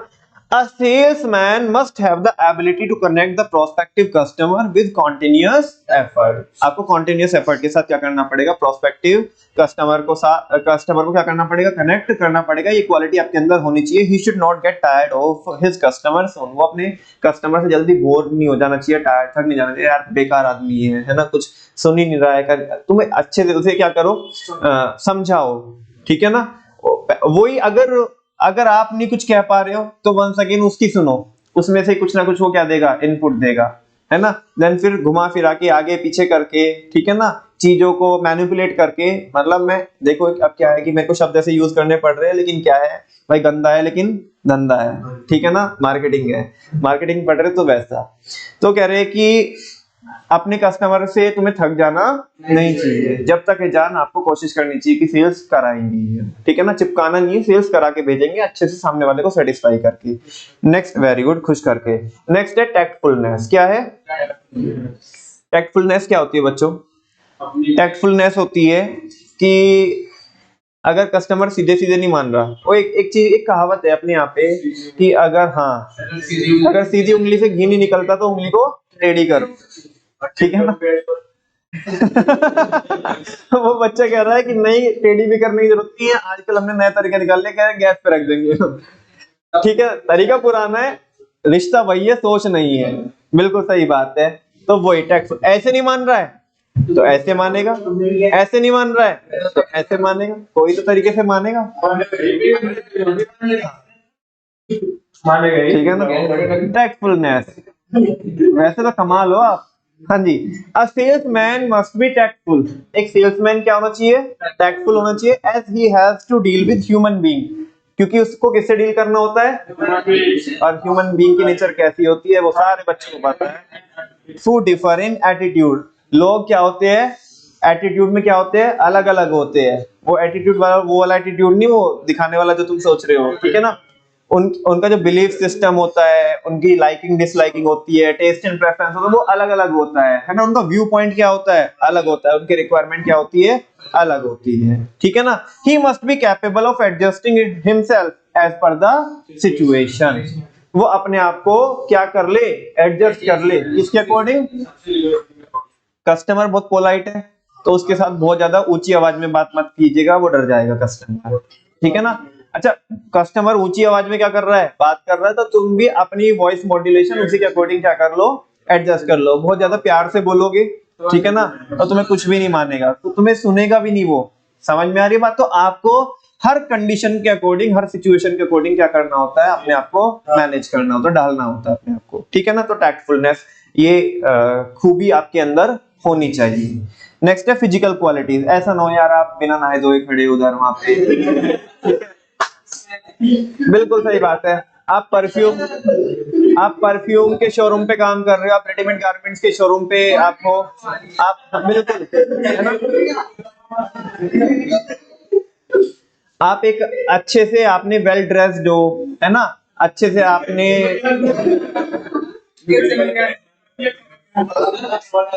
सुनो, अच्छे से आपने बालों में कंघी की हो, है ना, साफ सुथरे कपड़े पहने हो, और आपका, हाँ बिल्कुल ऐसा नहीं है, सुनो ना, सुनो, ऐसा नहीं है कि आपके नेल्स बहुत बड़े बड़े हो रहे हैं, है ना। तो और बेसिकली आपका जो फिजिक है ना, वो आपको ऊपर से लेके नीचे तक बराबर क्या करने का? ध्यान रखने का है, ठीक है ना। कई बार होते हैं कि जैसे हमारे यहाँ पे एक बंदा आया शुरू शुरू में, वो नालायक 3 दिन तक नहाता ही नहीं था। हम, हाँ बिल्कुल, कई बार कुछ लोग ऐसे आते हैं कि वो बहुत बड़े बड़े बाल रखते हैं, ठीक है ना। सुनो ना, अरे सुनो, अगर देखो जो नया नहीं है उसके लिए तो वो कोई भी उससे डील करना पसंद नहीं करेगा, ठीक है ना। और बात रही कि कई बार सेल्स पर्सन के बाल काफी बड़े बड़े होते हैं, उस केस में जो फीमेल जो कस्टमर्स होते हैं वो बहुत ज्यादा डीलिंग करना कंफर्टेबल उन्हें नहीं रहता है, ठीक है ना। तो उस केस में आपको आपके फिजिक का ध्यान देना, आपकी जो फिजिकल क्वालिटीज है ना, तो वो बराबर होनी चाहिए, ठीक है ना। तो देखते बच्चों, a good salesman should have a healthy physique. उसकी क्या होनी चाहिए? हेल्थ। देखो अब एक और बताओ, एक हमारे यहाँ पे बंदा है, ठीक है ना, मतलब दरअसल क्या है कि वो स्टाफ तो है हमारा पुराना, लेकिन वो हमारे यहाँ पे स्टेपनी के जैसा काम करता है। स्टेपनी के जैसा इन द सेंस कि अगर, हाँ, अगर हमारे यहाँ पे रिक्वायरमेंट रहती है तो वो आ जाता है, और वो बहुत आराम आराम से कस्टमर को डील करता है। मतलब वो है ही ऐसा, बाय डिफॉल्ट ही ऐसा है वो, ठीक है ना। तो मतलब सुनो, कम से कम उसे 10 में से 7 कस्टमर मतलब उसे उल्टी सीधी बोल के जाते हैं। 10 में से 7 कस्टमर उसे उल्टी सीधी बोल के जाते हैं कि भाई तू पता नहीं कैसा, तेरे अंदर एक्टिवनेस है ही नहीं है। और वो मेहनत बहुत ज्यादा करता है, लेकिन उसे 10 में से 7 कस्टमर ये बोल जाते हैं कि तू भाई एक्टिव नहीं है, तेरे को नींद आ रही है, तू कुछ दिखा नहीं रहा है, बहुत आराम से काम, मतलब फुर्ती जिसे बोलते हैं ना, वो फुर्ती नहीं है, ठीक है ना। तो अब वो क्या है, वो क्योंकि वो थोड़ा सा क्या है, एक तो अपना पोस्चर बहुत ज्यादा क्या नहीं रखता, स्ट्रेट नहीं रखता, मतलब ऐसे जैसे बॉडी को उसने, हाँ, उसके साथ जो मैंने देखा है सबसे, उसने ना अपनी बॉडी को बिल्कुल लूज छोड़ दिया। तो अब ना सामने वाला कस्टमर ये देखता है कि यार इसमें कॉन्फिडेंस ही नहीं है, ये हमारे से बात ही नहीं कर पा रहा है, ये हालांकि ऐसा है नहीं है, लेकिन उसने अपनी हालत अपने आप ही ऐसे करके रखी है, ठीक है ना। एक इंसान थोड़ा फॉर्म बिल्कुल सामने कस्टमर के सामने अपने आप को प्रेजेंट करे, है ना, उसकी आंखों में आंखें डाल के क्या करे, बात करे, तो वजन आता है बात में, सही है सुनो।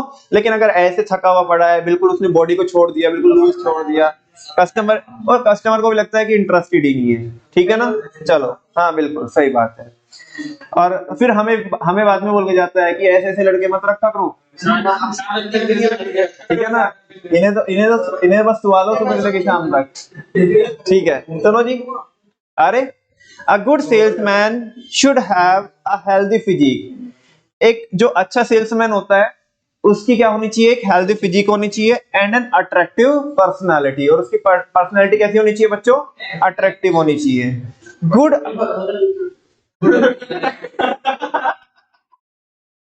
इतना हंसने की जरूरत नहीं थी। गुड अपीयरेंस एंड पोस्चर, अच्छा अपीयरेंस और जो उसका पोस्चर है, साउंड हेल्थ, अच्छी हेल्थ है, प्लीजिंग वॉइस और बहुत प्यारी सी क्या है, वॉइस है, ठीक है ना। ये सारी चीजें बच्चों बहुत जरूरी होती है, are required to create a favourable impression on the customer. Customer के ऊपर फेवरेबल इंप्रेशन क्रिएट करने में ये सारी चीजें बहुत ज्यादा जरूरी होती है। गुड अपीयरेंस, वो गुड अपीयरेंस वही अच्छे से नहा धो के आए हो, आप अपने आप को अच्छे से प्रेजेंट किया हो, एंड पोस्चर, आपका पोस्चर बहुत फॉर्म्ड हो, ठीक है ना, आप कॉन्फिडेंट नजर आ रहे हो। साउंड हेल्थ, आप ऐसे नहीं कि आप बीमार पड़े हो, ठीक है ना, और बार बार आपको खांसी हो रही है, ये और कस्टमर बचता है, छींक बार बार रहे हो, छींक भी कस्टमर के ऊपर ही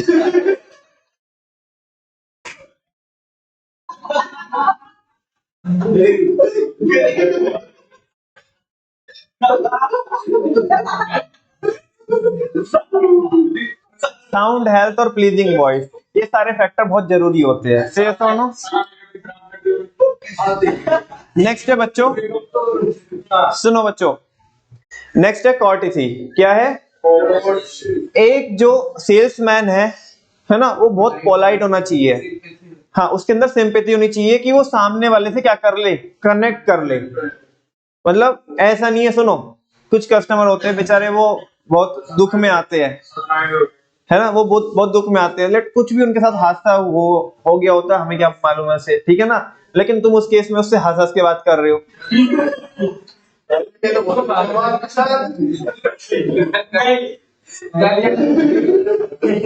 अच्छा सुनो, कई बार कुछ कस्टमर होते हैं जो अपना दुख शेयर कर देते हैं तुम्हारे साथ, सेल्स पर्सन के साथ, तो हाँ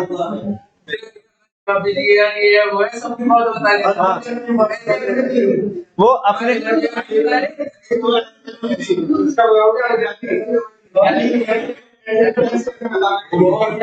सुनो भाई, कस्टमर, वर्मा जी, कस्टमर अपने किससे सुना रहा है ना, कस्टमर अपने किससे सुना रहा है, तुम्हें उसके किस्सों से क्या करनी है, अपनी सिंपैथी दिखानी है आपको, है ना, कि हाँ भाई हम भी आपके साथ है, मतलब जो तुम्हारे साथ बीता है उससे हम भी कनेक्ट करते हैं, ऐसा तुम्हें दिखाना, क्योंकि तुम्हें क्या करना है, उसको कनेक्ट करना है। क्या करना है बेटा, कन्विंस नहीं करना है, कनेक्ट करना है। अगर तुम इतना क्या करोगे, कन्विंस करोगे, वो इतना भी कनेक्ट नहीं होगा, इतना सा कनेक्ट कर जाना, इतना भैया आप ही दे दो यार जो तुम्हें, आप देखो मैं तो बहुत परेशान हूँ, मेरे को कुछ समझ में नहीं आ रहा, अपनी पसंद से जो तुम्हें अच्छा लगे ना, हाँ ठीक है ना। कह रहे एक सेल्समैन बहुत ज्यादा पोलाइट होना चाहिए, ठीक है ना, सिंपैथिक होना चाहिए और कॉशियस होना चाहिए अपने किसके लिए, कस्टमर के लिए। Courtesy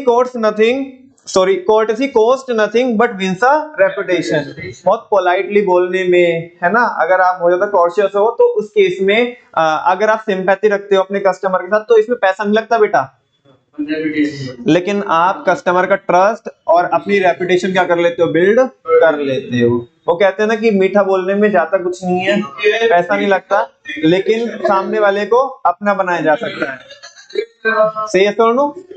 Polite language help in winning buyer confidence, इससे आप क्या भी कर सकते हो, बायर का कॉन्फिडेंस भी जीत सकते हो। बच्चों थोड़ा ऐसा लग रहा है कि डिस्कशन ज्यादा ही चल रहा है, मेरे को डिस्टर्बेंस क्रिएट हो रहा है ऐसा, ठीक है ना, पढ़ाने में दिक्कत हो रही है, तो प्लीज आप यहीं पे फोकस कीजिएगा, मेरे साथ डिस्कशन कीजिएगा, है ना, आपस में बाद में कर लेना, मैं टाइम दे दूंगा आपको। नेक्स्ट है एंथुसियास्टिक, क्या होना चाहिए, ऐसा ना हो कि ऐसे लग रहा हो कि थका हुआ है तो पहले, ठीक है ना, उसके अंदर ज़ील होनी चाहिए। क्या होनी चाहिए, ज़ील मतलब उमंग, एक्साइटमेंट, खुशी, ठीक है ना, ये उसके अंदर, उसके चेहरे पे, उसकी बॉडी लैंग्वेज पे आपको दिख रही हो, हाँ बिल्कुल, उसको ऐसा उत्साहित हो बहुत ज्यादा वो, है ना, कि जैसे अगर मैं इस कस्टमर को सेल कराऊंगा तो पता नहीं क्या अचीव कर लूंगा, ठीक है ना, वो इतना एक्टिव होना चाहिए, तो एंथुसियास्टिक होना चाहिए। क्या होना चाहिए, एंथुसियास्टिक। ये जो मैं अभी एक बंदे का एग्जांपल दे रहा था आपको, वो यही नहीं है बस, इसीलिए उसे 10 में से 7 कस्टमर गाली देके जाते हैं, ठीक है। जबकि बहुत क्या है, बहुत वो मतलब मेहनती है, लेकिन केवल मेहनती होने से कुछ नहीं होता, ठीक है ना। वो कह रहा है कि अ good salesman must work with enthusiasm and zeal. कह रहे हैं कि एक जो अच्छा सेल्समैन होता है उसे काम करना चाहिए किसके साथ, उमंग के साथ, उत्साह के साथ, खुशी के साथ। He should accept the challenge of making a positive sale to the customer. उसे क्या करना चाहिए, एक चैलेंज लेना चाहिए, चैलेंज एक्सेप्ट करना चाहिए कि वो एक पॉजिटिव सेल करा के भेजेगा अपने कस्टमर को, and enthusiastically achieve the selling objective. और वो खुशी खुशी हंसी खुशी से क्या करेगा, वो अपने जो सेल्स ऑब्जेक्टिव है वो क्या करेगा, अचीव करेगा। क्यों पंडित जी, ऐसे ही है नहीं है या नहीं है? हाँ जी, बात समझ में आई कि नहीं आई आपको? चलो अभी बोलो, टॉपिक तो खत्म हो गया बच्चों। कौन कौन क्वालिटी एक सेल्समैन के अंदर होनी चाहिए? आराम आराम से देखो, एक ऐसा मतलब भेड़ बकरी की तरह से मत करो, कोऑर्डिनेशन के साथ प्रॉपर बोलो। एक तो वो नॉलेजेबल होना चाहिए, मेंटल क्वालिटीज होनी चाहिए, क्या होना चाहिए, वेरी गुड ऑनेस्ट होना चाहिए, गुड कम्युनिकेशन स्किल्स होनी चाहिए उसके पास, क्या होना चाहिए, परसिस्टेंट होना चाहिए, कॉन्टिन्यूअस होना चाहिए जब तक ये जान, वेरी गुड। नेक्स्ट, टैक्टफुलनेस उसके अंदर होनी चाहिए, हाँ, कॉर्टेसी और फिजिकल क्वालिटीज होनी चाहिए, and the last one is enthusiastic. वो क्या होना चाहिए, एंथुसियास्टिक होना चाहिए, वो मैंने इसके पहले बोल दिया। समझ में आती है बात? अच्छा बच्चों, यहाँ पे हमें देखो ना कि हम प्रमोशन मिक्स और उसके अंदर पाप को पब्लिक में सेल करेंगे, हम वो पढ़ रहे हैं। उसमें से हमने एक पी, जो शुरू वाला जो एक जो फर्स्ट लेटर है, फर्स्ट क्या है हमारा अल्फाबेट है, कौन, पी फॉर, वो कॉन्सेप्ट हमने पढ़ लिया। अब हम मूव ऑन कर जाते किस पे, एडवर्टाइजमेंट पे। किस पे कर जाते हैं?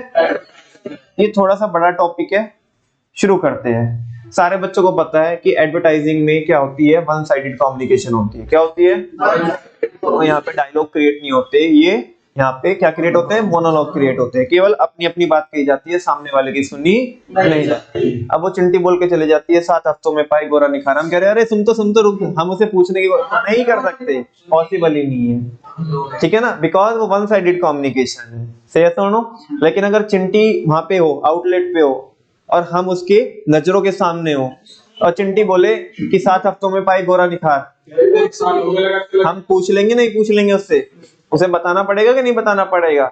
से सुनो, तो वहां पे डायलॉग क्रिएट होते हैं। सुनो, advertisement refers to any paid form of, वो कह रहे हैं कि एडवर्टाइजमेंट फ्री में तो होता नहीं है, ये क्या होती है, एक पेड फॉर्म होती है। क्या होती है? पेड फॉर्म होती है। किसकी? नॉन पर्सनल प्रेजेंटेशन की। नॉन पर्सनल प्रेजेंटेशन की पेड फॉर्म होती है। नहीं समझे आप? पर्सनल प्रेजेंटेशन तो पर्सनल सेलिंग में होती है, ये क्या है, नॉन पर्सनल प्रेजेंटेशन है। यहाँ पे पर्सनली अवेलेबल नहीं है जो मार्केटर है या सेलर है ना, और ये फ्री में नहीं होती, पैसों में होती है। तो ये पेड फॉर्म है किसकी? नॉन पर्सनल प्रेजेंटेशन की। बात समझ में आ रही है? And promotion of goods and services by an identified sponsor. बात समझ में आ रही है बच्चों? अच्छा, advertising is the most commonly used tool of promotion. Advertising एक क्या है, हाँ, काफी ज्यादा यूज होने वाला क्या है, टूल है। किसका? प्रमोशन का। कितने टूल होते हैं प्रमोशन के? 5 होते हैं। ये सबसे ज्यादा यूज होता है। वंस अगेन मैं आपसे पूछना चाहूंगा कि एडवर्टाइजमेंट क्या होता है? एडवर्टाइजमेंट एक पेड फॉर्म होती है नॉन पर्सनल प्रेजेंटेशन की, और जहां पे हम प्रमोशन करते हैं गुड्स और सर्विसेज का। और कौन करता है? Identified sponsor.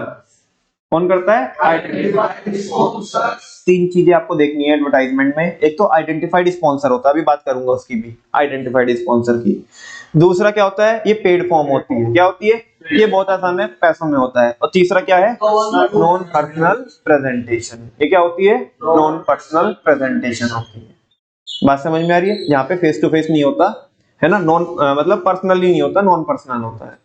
अब तुम बोलोगे आइडेंटिफाइड स्पॉन्सर। एक बात बताओ, तुम जो प्रोडक्ट प्रोड्यूस करते हो, तुम उसी का एडवर्टाइजमेंट कराओगे, किसी और का कराओगे?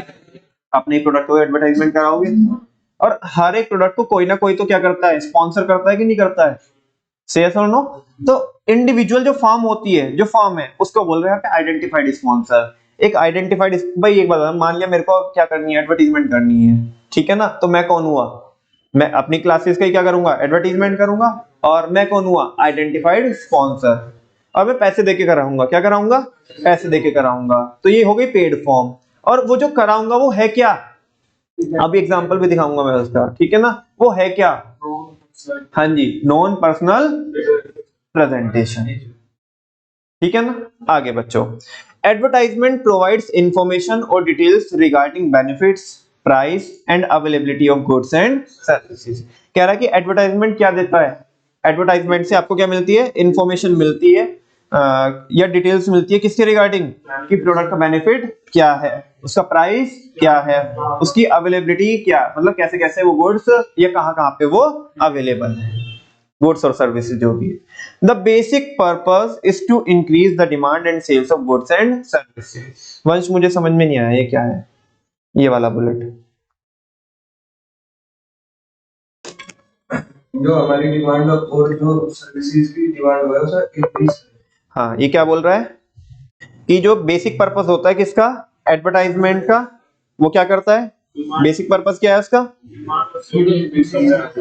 हाँ जी, जो हाँ जो डिमांड होती है वो डिमांड को क्या करता है, इंक्रीज करता है, किसकी डिमांड को, गुड्स और सर्विसेज की डिमांड को। से यस और नो। अच्छा नेक्स्ट बुलेट क्या है बच्चों,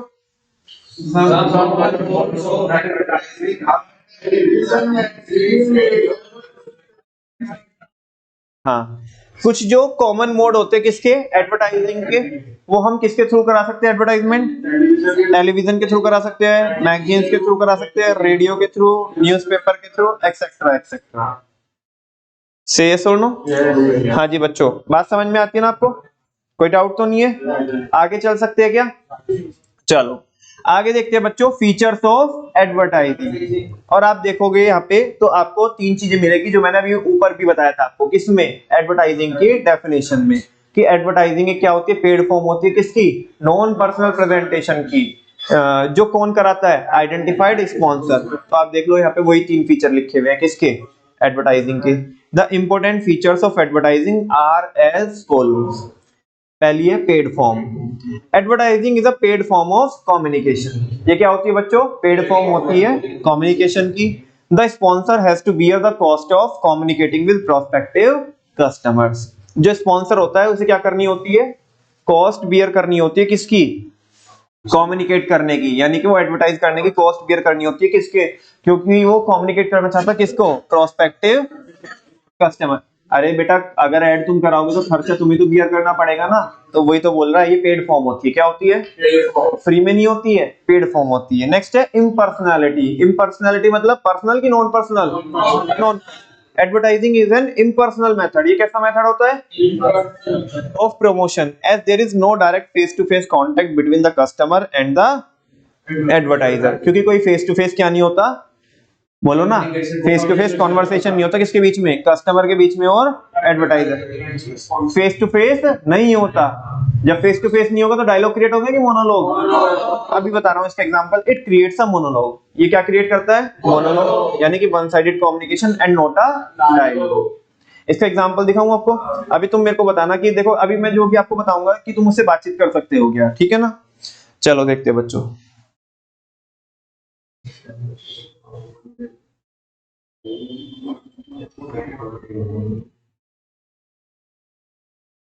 अजी सुनती हूँ।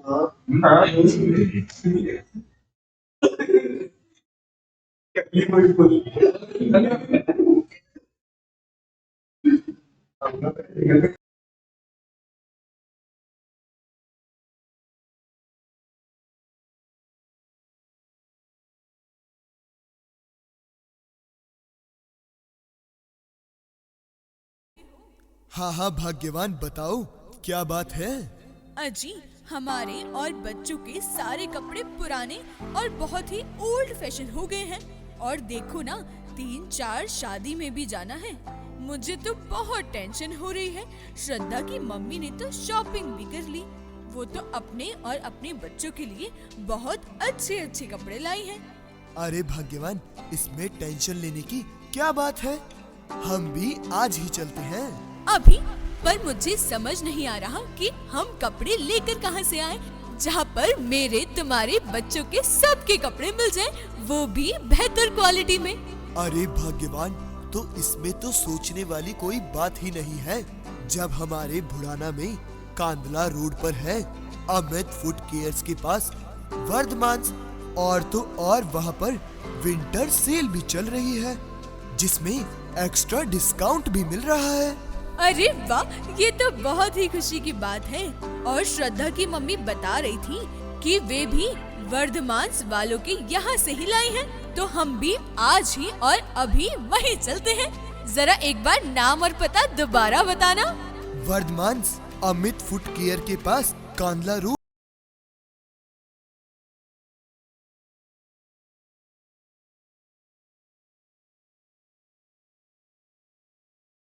अब सभी क्षेत्रवासियों को यह जानकर अति खुशी होगी कि आपके भुड़ाना में कांदला रोड पर अमित फुट केयर्स के पास है वर्धमान। जी हाँ, वर्धमान, जहाँ पर लगी हुई है विंटर धमाका सेल, और वो भी और ज्यादा छूट के फायदे के साथ। जी हाँ, सही सुना, विंटर धमाका सेल। तो आज ही आइए और अपने परिवार के लिए ढेरों सारे कपड़े ले जाइए। Vardhman near Amit foot cares, Kandla road, भुड़ाना।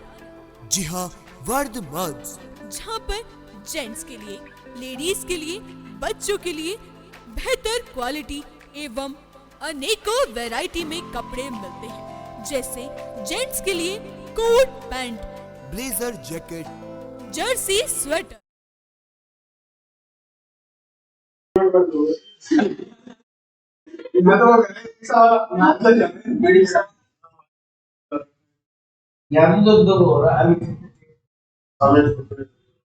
हाँ जी बच्चों, तो ये जो आपने एग्जांपल देखा, क्या इस चिंटी से आप डायरेक्टली बात कर सकते हो? तो बताओ ये क्या है? ये पर्सनल फॉर्म है कि इम्पर्सनल फॉर्म है? इम्पर्सनल फॉर्म है। इस चिंटी को आप कुछ रोक के कह नहीं सकते। इसने प्रेजेंटेशन तो दी अपनी, लेकिन इम्पर्सनल मैनर में। किसमें? इम्पर्सनल मैनर में। लेकिन अगर आप देखो, मैं वंस अगेन मैं अपनी बात को फिर रिपीट करता हूं। मैंने भी थोड़ी देर पहले आपको ये बोला था कि एडवर्टाइजिंग आपको आपके कस्टमर को आपके आउटलेट तक लाने का तो काम करेगी, लेकिन उसके बाद जो रिलेशनशिप डेवलप होंगे वो कौन सी फॉर्म करेगी? Personal selling. कौन करेगी? Personal selling. बात समझ में आ रही है? तो बस यही समझाना था आपको कि ये इम्पर्सनल फॉर्म होती है, ठीक है ना। नेक्स्ट है बच्चों आइडेंटिफाइड स्पॉन्सर। इस ऑडियो में है ना, ये जो चिंटी बोल रही थी, क्या इसमें आप किसी स्पॉन्सर को आइडेंटिफाई कर पा रहे हो? हाँ जी, नहीं कर पा रहे। स्पॉन्सर को आइडेंटिफाई नहीं कर पा रहे। हाँ, तो जिसके बारे में वो बात कर रही है, सुनो ना, जिसके बारे में वो बात कर रही है, जिस ऑर्गेनाइजेशन के बारे में वो बात कर रही है, वही तो उसका खर्चा क्या करेंगे? बियर करेंगे। से यस और नो? तो देखो तीनों फीचर यहाँ पे लग रहे हैं आपको। एक तो पेड फॉर्म, वो बात अलग है कि मैंने जो चलाया उसे आप क्या मान सकते हो? नॉन पेड फॉर्म मान सकते हो, ठीक है ना। वो अगले वाले में काम में आ जाएगा। वो क्या है? किसका? पब्लिसिटी का एग्जांपल होगा, आगे में बात करेंगे फिलहाल। ये जब आप इसे क्या कराओगे, ये कम्युनिकेशन आप आपके प्रोस्पेक्टिव बायर के साथ एस्टैब्लिश करना चाहते हैं, तो उसमें पैसा लगेगा पेड फॉर्म, क्योंकि ये नॉन पर्सनल प्रेजेंटेशन है तो इम्पर्सनैलिटी। और तीसरा इसमें कौन होता है? एक आइडेंटिफाइड स्पॉन्सर होता है। Advertising is undertaken by some identified individual और कंपनी। जो एडवर्टाइजिंग है वो कौन कराता है? या तो कोई आइडेंटिफाइड इंडिविजुअल होगा या कोई कंपनी होगी। अच्छा, इसमें ऊपर एक चीज और लिखी थी यहाँ पे कि यहाँ पे ना क्या होता है, यहाँ पे ना हम डिटेल्स देते हैं किसके रिगार्डिंग?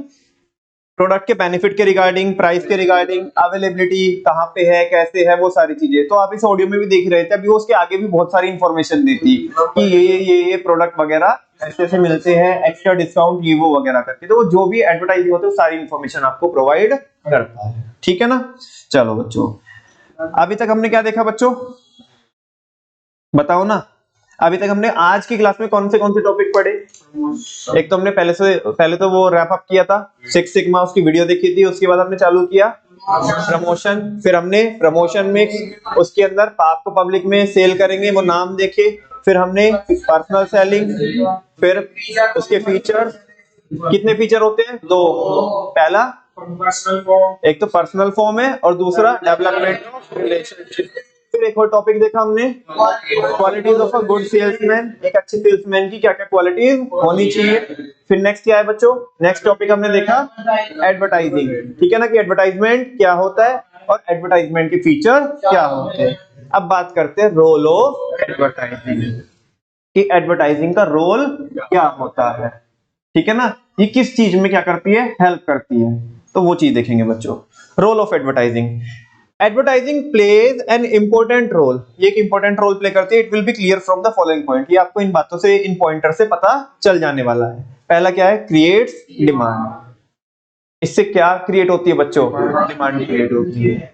क्या क्रिएट होती है, मैं आपको बता रहा हूं कि बहुत सारे कस्टमर हमारे यहाँ पे आके बोलते हैं कि जी हम तो आपके यहाँ पे पहली बार आए हैं और जस्ट किसको देख करके आए हैं, आपके एडवर्टाइजमेंट को देख करके आए। से यस और नो, हाँ जी।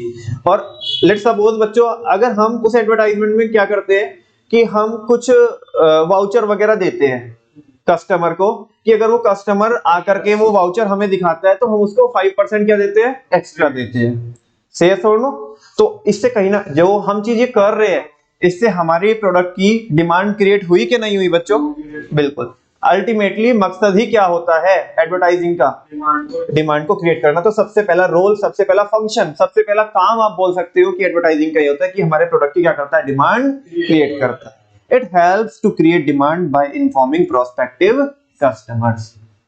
ये क्या करता है, डिमांड को क्रिएट करता है, क्या करके, प्रोस्पेक्टिव कस्टमर को इन्फॉर्म करके अबाउट द प्रोडक्ट। किसके बारे में, प्रोडक्ट के बारे में। नेक्स्ट है एजुकेट्स कस्टमर। ये कस्टमर को क्या भी करता है, एजुकेट भी करता है।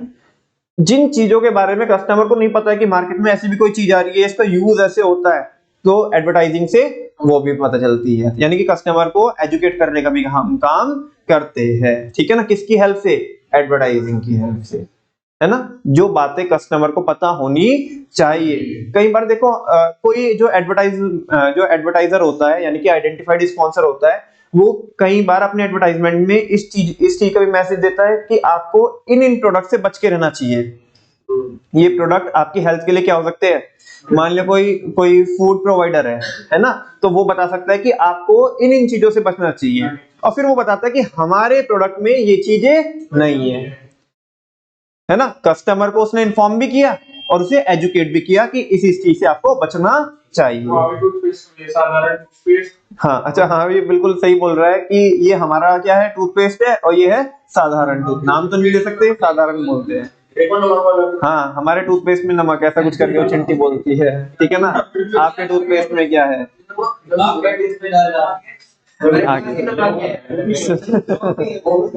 सुनो इधर बच्चों, एजुकेट कस्टमर्स।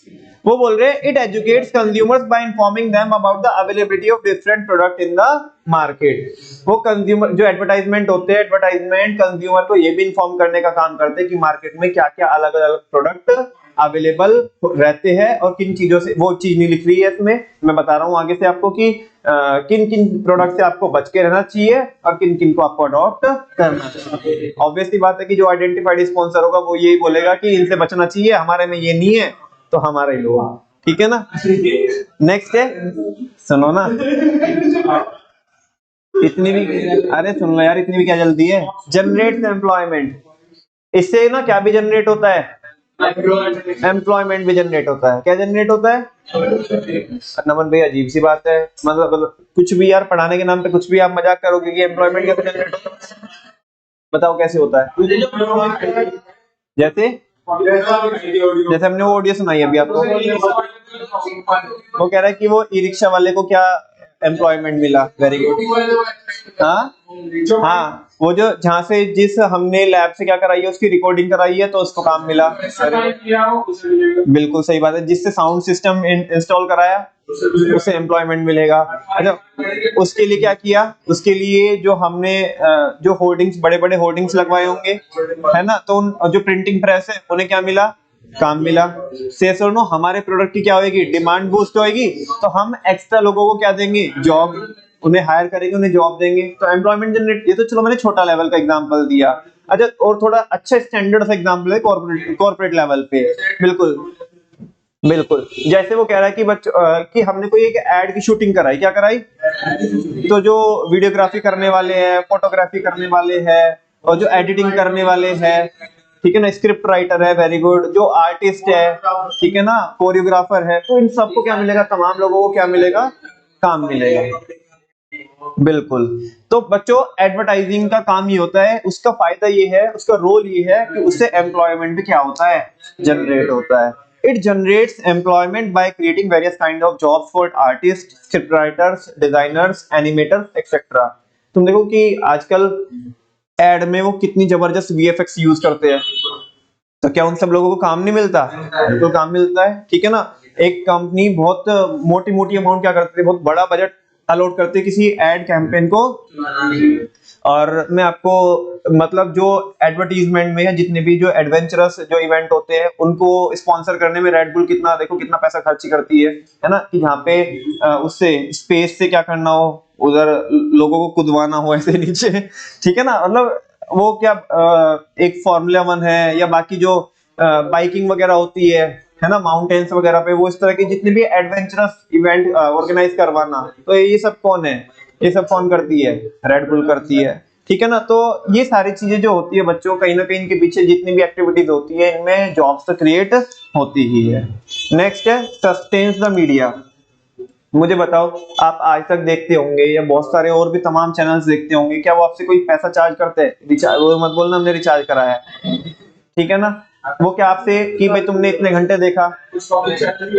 हाँ जी, चलो सारी बातें छोड़ो, न्यूज़पेपर आता है प्रिंट मीडिया में, है ना। न्यूज़पेपर दो, पहले तो जमाने में 2-3 का आता था, अभी 5 का आता होगा, 6 का, 7 का आता होगा, 5 रुपए का आता है। क्या तुम्हें लगता है कि वो 5 रुपए का ही है? मतलब अगर एक्चुअल में उसमें वो 5 रुपए का ही है क्या वो? अगर तुम जो उसे छापने लगो तो 5 रुपए का तुम छाप दोगे, उसे 5 का कस्टमर को प्रोवाइड करा दोगे? नहीं कराओगे, है ना। उसकी कॉस्ट तुम्हें 50 रुपए से भी ज्यादा की पड़ेगी। किससे पड़ेगी? 50 रुपए से भी ज्यादा की तुम्हें भाई। उसका डिस्ट्रीब्यूशन है, उसकी प्रिंटिंग है, और जितने भी वो न्यूज जो तुम्हारे कॉरेस्पॉन्डेंट है, वो जो क्या करते हैं, न्यूज कलेक्ट करते हैं, उनकी सैलरी है ना, वो सारी चीजें, टाइपिस्ट है, सिस्टम है, तुम्हें प्रॉफिट भी बनाना है। बेटा वो जो 5 रुपए का न्यूज़पेपर आता है ना, वो तुम्हारे 5 रुपए से नहीं चलता, है ना। वो जो उसके अंदर जो क्लासिफाइड वाला जो सेक्शन रहता है, जो ऐड आते हैं, जो फ्रंट पेज पे जो ऐड आते हैं, वो जितनी भी मीडिया टिकी हुई है, वो मीडिया टिकी हुई किस पे है? बात समझ में? सुनो, देखो, सर्विस आप लेते हो, देता कोई और है, और इस पूरे कार्यक्रम की फंडिंग कोई तो थर्ड पार्टी करती है। एक मैंने बहुत पहले आपको वादा किया था, अभी तो नहीं दिखाऊंगा, लेकिन कभी अगर आपको मौका लगेगा, अगर आप एग्जाम के बाद अगर वापस से एक रीयूनियन रखोगे, तो उस केस में हम कर सकते हैं। मैं आपको एक डॉक्यूमेंट्री दिखाना चाहता था, फिलहाल नहीं दिखा सकता टाइम की लिमिटेशन की वजह से। सोशल डायलेमा, सोशल डायलेमा, ठीक है ना। उसमें पूरा बहुत अच्छे से बताया गया है कि अगर कोई चीज तुम्हें फ्री में दी जा रही है, then you are the product, तो तुम प्रोडक्ट हो, तुम्हें बेचा जा रहा है, और तुम्हें ये बात तुम्हें समझ में नहीं आ रही है, ठीक है ना। सर्विस फ्री में तुम ले रहे हो, तुम्हें ऐसा लग रहा है कि तुम फ्री में ले रहे हो, तुम सर्विस ले रहे हो, हम सर्विस प्रोवाइडर है, और ये अरेंजमेंट को, पूरे अरेंजमेंट को फंड कोई और ही कर रहा है, इसकी फंडिंग कोई थर्ड पार्टी कर रही है। कौन कर रही है? वो जो है ना, अभी हमने ऊपर देखा आइडेंटिफाइड स्पॉन्सर, वो कर रहा है फंडिंग। तो 5 रुपए का न्यूज़पेपर ही आपको ऐसे नहीं मिलता फ्री में, 5 रुपए में, मतलब पिद्दी अमाउंट में, ठीक है ना। उसकी जो बाकी की जो कॉस्ट होती है, उसकी रिकवरी कहां से होती है? एडवर्टाइजमेंट से। आप अगर कोई भी नॉर्मल अखबार है जो आपके इधर एरिया में आता है, उसके फ्रंट पेज पे अगर आपको ऐड कराना है, तो बेटा 50 से 60 लाख रुपए लगेंगे उसके फ्रंट पेज पे आने के लिए, फ्रंट पेज पूरी कवरेज के लिए। आपने देखो कई बार मोदी जी के ऐड आते हैं, फ्री में नहीं आते वो, ठीक है ना। पार्टी उसके लिए क्या करती है? पैसा देती है 50-50। और आप थोड़ा अगर हिंदुस्तान टाइम्स में जाओगे, है ना, जो अच्छा खासा जो इंग्लिश का जो वेटेज रखता है जो पेपर, ठीक है ना, उसके लिए ये अमाउंट 1 करोड़ और 1.25 करोड़ रुपए, ठीक है ना। तो ऐसे फ्री में नहीं होती एडवर्टीजमेंट। अंदर भी तुम उसमें क्लासिफाइड में छोटे छोटे एडवर्टीजमेंट है, उनके भी क्या लगते हैं? पैसे लगते हैं, 5-5, 10-10 हजार रुपए, 15-15 हजार रुपए लगते हैं। आपने देखा होगा अभी जैसे राम मंदिर बना, तो बहुत सारे लोगों ने बधाइयां दी। ऐसे कोई ना कि फ्री में किसी की भी बधाई उसमें से छप जाएगी, पैसे देते वो लोग। समझ में आ रही है ना बात? तो जो एक्चुअल में जो मीडिया सस्टेन कर पा रही है, मीडिया जो चल पा रही है, वो किसकी वजह से चल पा रही है? इन एडवर्टाइजमेंट की वजह से। तुम देखो अभी, सुनो, लेट्स सपोज बच्चों, आप अभी चलो यही एग्जांपल है, करंट वाला एग्जांपल, राम मंदिर की ये ऐसे आज तक ने ये ऐसा बोल करके अखंड कवरेज बोल करके चलाई, अखंड कवरेज है, नॉन स्टॉप, अखंड का मतलब होता है नॉन स्टॉप, यस और नो। तुम्हें क्या लगता है उसके बीच बीच में वो अपने फ्रेम को छोटा करके साइड में जो एडवर्टीजमेंट आते हैं उस टाइम पे, क्योंकि जो लोग देख रहे हैं उस टाइम पे बहुत ज्यादा लोग देख रहे हैं, तो उस टाइम पे उनके रेट और भी क्या हो जाते हैं, ज्यादा हो जाते हैं। बिकॉज जब उस आईपीएल के दौरान में क्या होता है, यही तो होता है, आईपीएल को दुनिया देखती है, यस और नो। बहुत सारे जो चाहने वाले, इतना क्राउड बहुत रहता है ना, जो उस टाइम पे जो उनका जो वॉचिंग टाइम आ रहा होता है बहुत ज्यादा आ रहा होता है, तो उस टाइम पे जो एडवर्टीजमेंट आ रहा है उनके नेक्स्ट लेवल के क्या रहते हैं, रेट रहते हैं, क्योंकि ज्यादा जनता देख रही है। बात तो यही है ना कि तुम्हें ज्यादा जनता तक कैसे पहुंचना है, और वो उस टाइम पे ज्यादा पैसा पे करके आप पहुंचते हो। तो ये जो मीडिया सस्टेन कर पा रही है, मीडिया मार्केट में एग्जिस्ट कर पा रही है, किसकी वजह से, इन्हीं की वजह से। तो ये रोल है किसका, एडवर्टाइजिंग का, कि इन्हीं की वजह से मीडिया चल पा रही है। वरना तुम तो कोई पैसा देते नहीं आज तक देखने का, या बाकी दूसरे चैनल्स देखने का, या न्यूज़पेपर भी मिलता तो एक नॉमिनल अमाउंट तो देते हैं हम, सही है नो, उसे भी फिर उतने का तो जितने का तो उतना बिक जाता है वो, ऐसे कोई ना 40-50 रुपए किलो बिकता है न्यूज़पेपर, सही है नो। तो वो चीज है। तो कह रहे बच्चों यहाँ पे, it sustains the media by acting as a source of revenue. इसने किसको टिका के रखा है, सोर्स ऑफ रेवेन्यू को नहीं, मीडिया को टिका के रखा है। बिकॉज मीडिया के लिए एडवर्टाइजिंग क्या काम करती है, सोर्स ऑफ रेवेन्यू होती है, ये रेवेन्यू का सोर्स है जहां से इन्हें पैसा मिलता है, असली पैसा ही वहीं से आता है, ठीक है ना। तुम्हारे से तो चिल्लू पिल्लू क्या होता है, डिस्ट्रीब्यूशन का निकल जाता है वो अखबार का, ठीक है ना। आगे बोल रहे हैं कि एडवर्टाइजिंग का रोल ये है कि इसकी मास रीच रहती है, क्या रहती है, मास रीच, मतलब 2-4 लोगों तक या लार्ज, हाँ बड़ी तादाद में, बिल्कुल सही बोल रहे हो आप, कि बड़ी अमाउंट में लोगों तक ही पहुंचता है ना, बड़े सारे लोगों के पास तक पहुंचता है, ठीक है ना।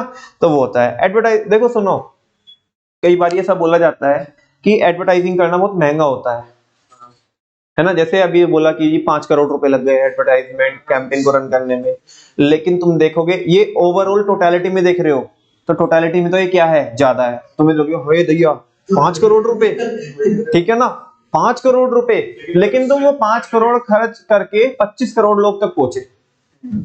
कितने करोड़ लोग तक पहुंचे, 25 करोड़ लोग तक पहुंचे। बात समझ में आ रही है आपको, पूरा 1 रुपया भी नहीं लगा आपको, बात समझ में आ रही है, 1 रुपया भी नहीं लगा आपको, है ना, 50 पैसे, 50 से भी कम लगेंगे, बात समझ में। 25 करोड़ लोगों तक आप पहुंचे, और कितने रुपए खर्च किए आपने, 5 करोड़, तो 5 डिवाइडेड बाय 25, तो 1/5 हो जाएगा, क्या हो जाएगा, 1/5, है ना। एक कस्टमर के पास तक पहुंचने में आपने 1/5 रुपए क्या किए, खर्च किए। बहुत नॉमिनल सी अमाउंट है, देखो तो, है ना। तो लार्ज अमाउंट तक आप क्या करें, लोगों तक पहुंचे, ठीक है ना। और बच्चों इसके लिए आई थिंक एक वेब सीरीज है हसलर करके, शायद हसलर, अब वो देखना कि एंड टाइम पे कि, अच्छा मतलब अभी नहीं देखने का, कभी बाद में देख लेना। एंड टाइम पे क्या होता है ना, बेसिकली होता क्या है कि वो जो बंदा होता है उसकी जो पूरी टीम होती है वो बोलती है कि भाई हम टेक ड्रिवन कंपनी है, और हम किस पे पैसा खर्च करेंगे, टेक पे पैसा खर्च करेंगे, टेक्नोलॉजी पे पैसा खर्च करेंगे। लेकिन वो सबकी ना मानते हुए वो किस पे खर्च करता है, मार्केटिंग पे, और बस कंपनी बंद ही कर देते हैं। ये मान लो कि सारी चीजें हो चुकी होती है, सडनली वो जो मार्केटिंग कैंपेन उन्होंने लास्ट टाइम जो चलाया होता है उससे ट्रैफिक आना जनरेट होता है उनकी वेबसाइट पे। वो अपना एक कोई तो वो चलाते हैं, स्टार्टअप चलाते हैं अपना pg.com करके, ठीक है ना। तो तुम देखना है वो कभी, जब बाद में आपको समय लगेगा तो मार्केटिंग का रोल समझ में आएगा तुम्हें, ठीक है ना। तो खैर यहाँ पे जो पॉइंट है ये देखते हैं हम, मास रीच। कह रहे हैं कि advertising is the medium, advertising एक ऐसा मीडियम होता है through which a large number of people can be reached over a vast geographical area. कह रहे हैं कि जिसके थ्रू या जिसकी हेल्प से हम क्या कर सकते हैं, जिसकी हेल्प से हम लार्ज नंबर ऑफ लोगों तक पहुंच सकते हैं, और वो भी एक बड़े ज्योग्राफिकल एरिया, मतलब दूर दूर तक, ठीक है ना। अभी देखो ना यार, अगर आज तक पे तुम अगर एड चलाओगे तो कहां कहां तक नहीं जाएगा आपका एड, बोलो ना, पूरे देश भर में जाएगा कि नहीं जाएगा। इनफैक्ट जो देश के बाहर भी जिन कंट्रीज में आज तक चलता है तो वहां तक भी आपकी क्या होगी, पहुंच होगी, तो बहुत ज्यादा लोगों तक आप पहुंचोगे। For example an advertisement in a newspaper और TV reaches lakhs of people. कह रहे लाखों लोगों तक अगर जो आपने एडवर्टाइजमेंट दिया होता टीवी में और न्यूज़पेपर में, वो लाखों लोगों तक जाता है। से यस और नो, नेक्स्ट है बच्चों enhancing customer satisfaction and confidence. ये कस्टमर के सेटिस्फेक्शन को एनहांस करता है और उसके कॉन्फिडेंस को क्या करता है, बूस्ट अप करता है। देखा बेटे वो वाला प्रोडक्ट यूज करूं, शाहरुख खान भी वही वाला प्रोडक्ट यूज करे, हल्के में ले रहा तू अपने भाई को, है ऐसे नहीं होता, बोलते नहीं, कुछ कस्टमर ऐसे नहीं बोलते, अबे हल्के में ले रहा क्या तू भाई, ऐसे ये जो प्रोडक्ट मैं यूज करता हूँ ना, ऐसे चिंदी बिंदी लोग यूज नहीं करते, कभी जाके देखना टीवी में ऐड आती है इसकी, ठीक है ना, टीवी मान रहा तू, ठीक है ना, वैसा। तो वो कह रहे हैं कि एनहांसिंग कस्टमर सेटिस्फेक्शन, इससे कस्टमर का सेटिस्फेक्शन क्या होता है, एनहांस होता है और उसका कॉन्फिडेंस बूस्ट अप होता है। भाई चिंदी बिंदी प्रोडक्ट यूज नहीं करता मैं, फर्जी प्रोडक्ट यूज नहीं करता हूँ, अच्छा प्रोडक्ट यूज करता हूँ, ऐड भी आती है टीवी पे। हालांकि इसको देखने का दूसरा एंगल भी हो सकता है, इसका एंगल ये भी हो सकता है कि भाई ऐड तो उनका आता है जिनकी बिक्री नहीं होती, समझ में आ रही है। इसको दूसरा देखने का एंगल, ये पॉजिटिव एंगल से भी देख सकते हो और नेगेटिव एंगल से भी देख सकते हो। अभी आगे टॉपिक आएगा, वो तो बात की बात है। फिलहाल ये टॉपिक क्या है वर्मा जी? हाँ जी, ये टॉपिक क्या है? Enhancing customer satisfaction and confidence. जो एडवर्टाइजमेंट का रोल ये है कि वो कस्टमर के सेटिस्फेक्शन को एनहांस करती है और उसके कॉन्फिडेंस को बूस्ट अप करती है। A publicly product gets authentication as there is always proof for it। कह रहे कि जो पब्लिकली प्रोडक्ट होता है, पब्लिकली मतलब जिसको ज्यादा लोग यूज कर रहे होते हैं या बड़े बड़े लोग उस प्रोडक्ट के बारे में क्या कर रहे होते हैं, बात कर रहे होते हैं, जो सेलिब्रिटी टाइप के लोग होते हैं, तो उसे एक ना ऑथेंटिकेशन मिल जाता है, मतलब उसके ऊपर ठप्पा लग जाता है, स्टैम्प लग जाती है। क्या लग जाती है?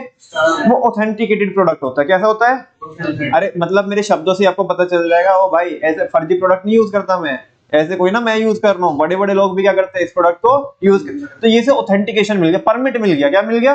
परमिट। तो वही कह रहा है कि जो एडवर्टाइज्ड प्रोडक्ट होते हैं वो क्या होते हैं, वो उन्हें ऑथेंटिकेशन मिल जाता है, क्योंकि उसका क्या रहता है, प्रूफ रहता है, देख मैं कोई ना यूज कर रहा हूँ, वो भी तो यूज कर रहा है, वो भी यूज कर रहा है, बहुत सारे लोग यूज कर रहे हैं। Buyers feel more comfortable.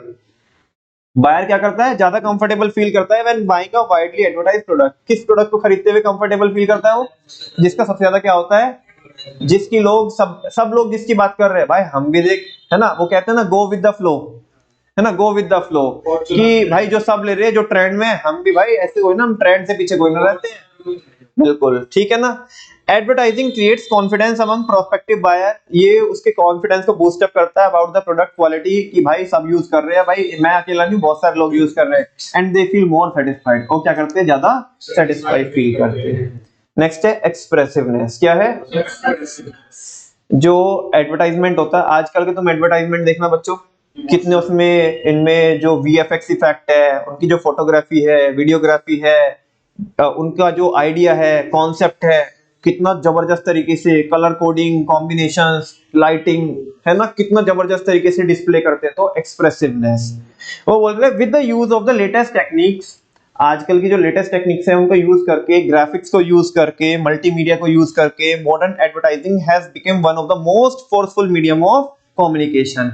इनकी हेल्प से अपनी बात को हम बहुत फोर्सफुली, मतलब सामने वाले तक क्या करते हैं, पहुंचाते हैं, मतलब बहुत जबरदस्त तरीके, साउंड तरीके से, नई नई टेक्नोलॉजी को क्या करके, यूज करके। वीएफएक्स से जो चाहे वो कर सकते हो, ठीक है ना, मतलब कुछ का कुछ बना सकते हो। से yes or no?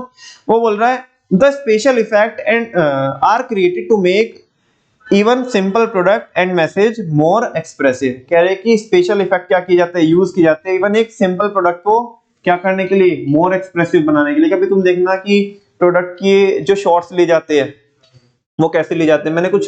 मैंने एक बार रिसर्च की थी ये टॉपिक पढ़ाने के लिए, तो जो फोटोग्राफी वगैरह जो करते हैं, है ना, वो बहुत, मतलब उनके यूनिक आइडियाज, कॉन्सेप्ट होते हैं कि लैपटॉप के सामने रखा, लैपटॉप के बैकएंड में कोई तो उन्होंने वीडियो प्ले करी, ठीक है ना, और उसके अलग अलग टाइप से शॉट्स लिए। और तुमने देखा होगा कई बार वो दीदी के वो बाल उड़ते रहते हैं, किसी तो हेयर ऑयल का क्या आता है, वो एडवर्टीजमेंट आता है, वो कैसे, ऐसे नहीं, वो ऐसे ऑटोमेटिक बाय डिफॉल्ट बाल उड़ रहे हैं, ठीक है ना। वो हाँ, कभी तुम देखा होगा उसपे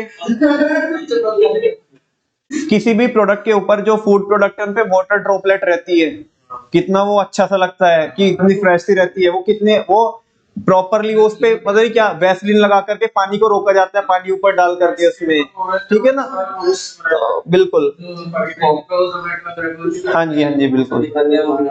ऐसे वो मतलब जो चिप्स वगैरह होते हैं वो ऐसे उड़ते रहते हैं, नीचे से ऊपर उड़ रहा है, सारी चीजें।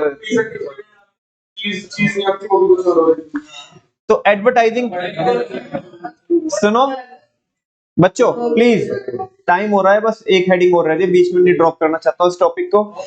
जो स्पेशल इफेक्ट होते हैं वो क्रिएट किए जाते हैं एक सिंपल प्रोडक्ट को भी या एक सिंपल मैसेज को भी बहुत बड़ा चढ़ा के क्या किया जाता है, दिखाया जाता है ना, अपीलिंग, जो कि काफी ज्यादा क्या हो, अपीलिंग हो, है ना, और क्या हो, अट्रैक्टिव हो।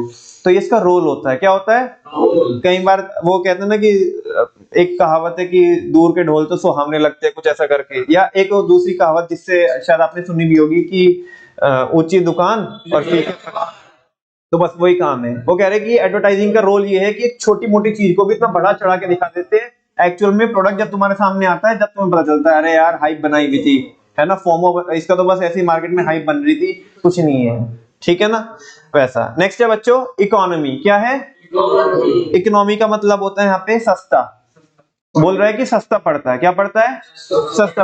अभी तो बताया था मैंने, ये मैं बता चुका हूँ आपको।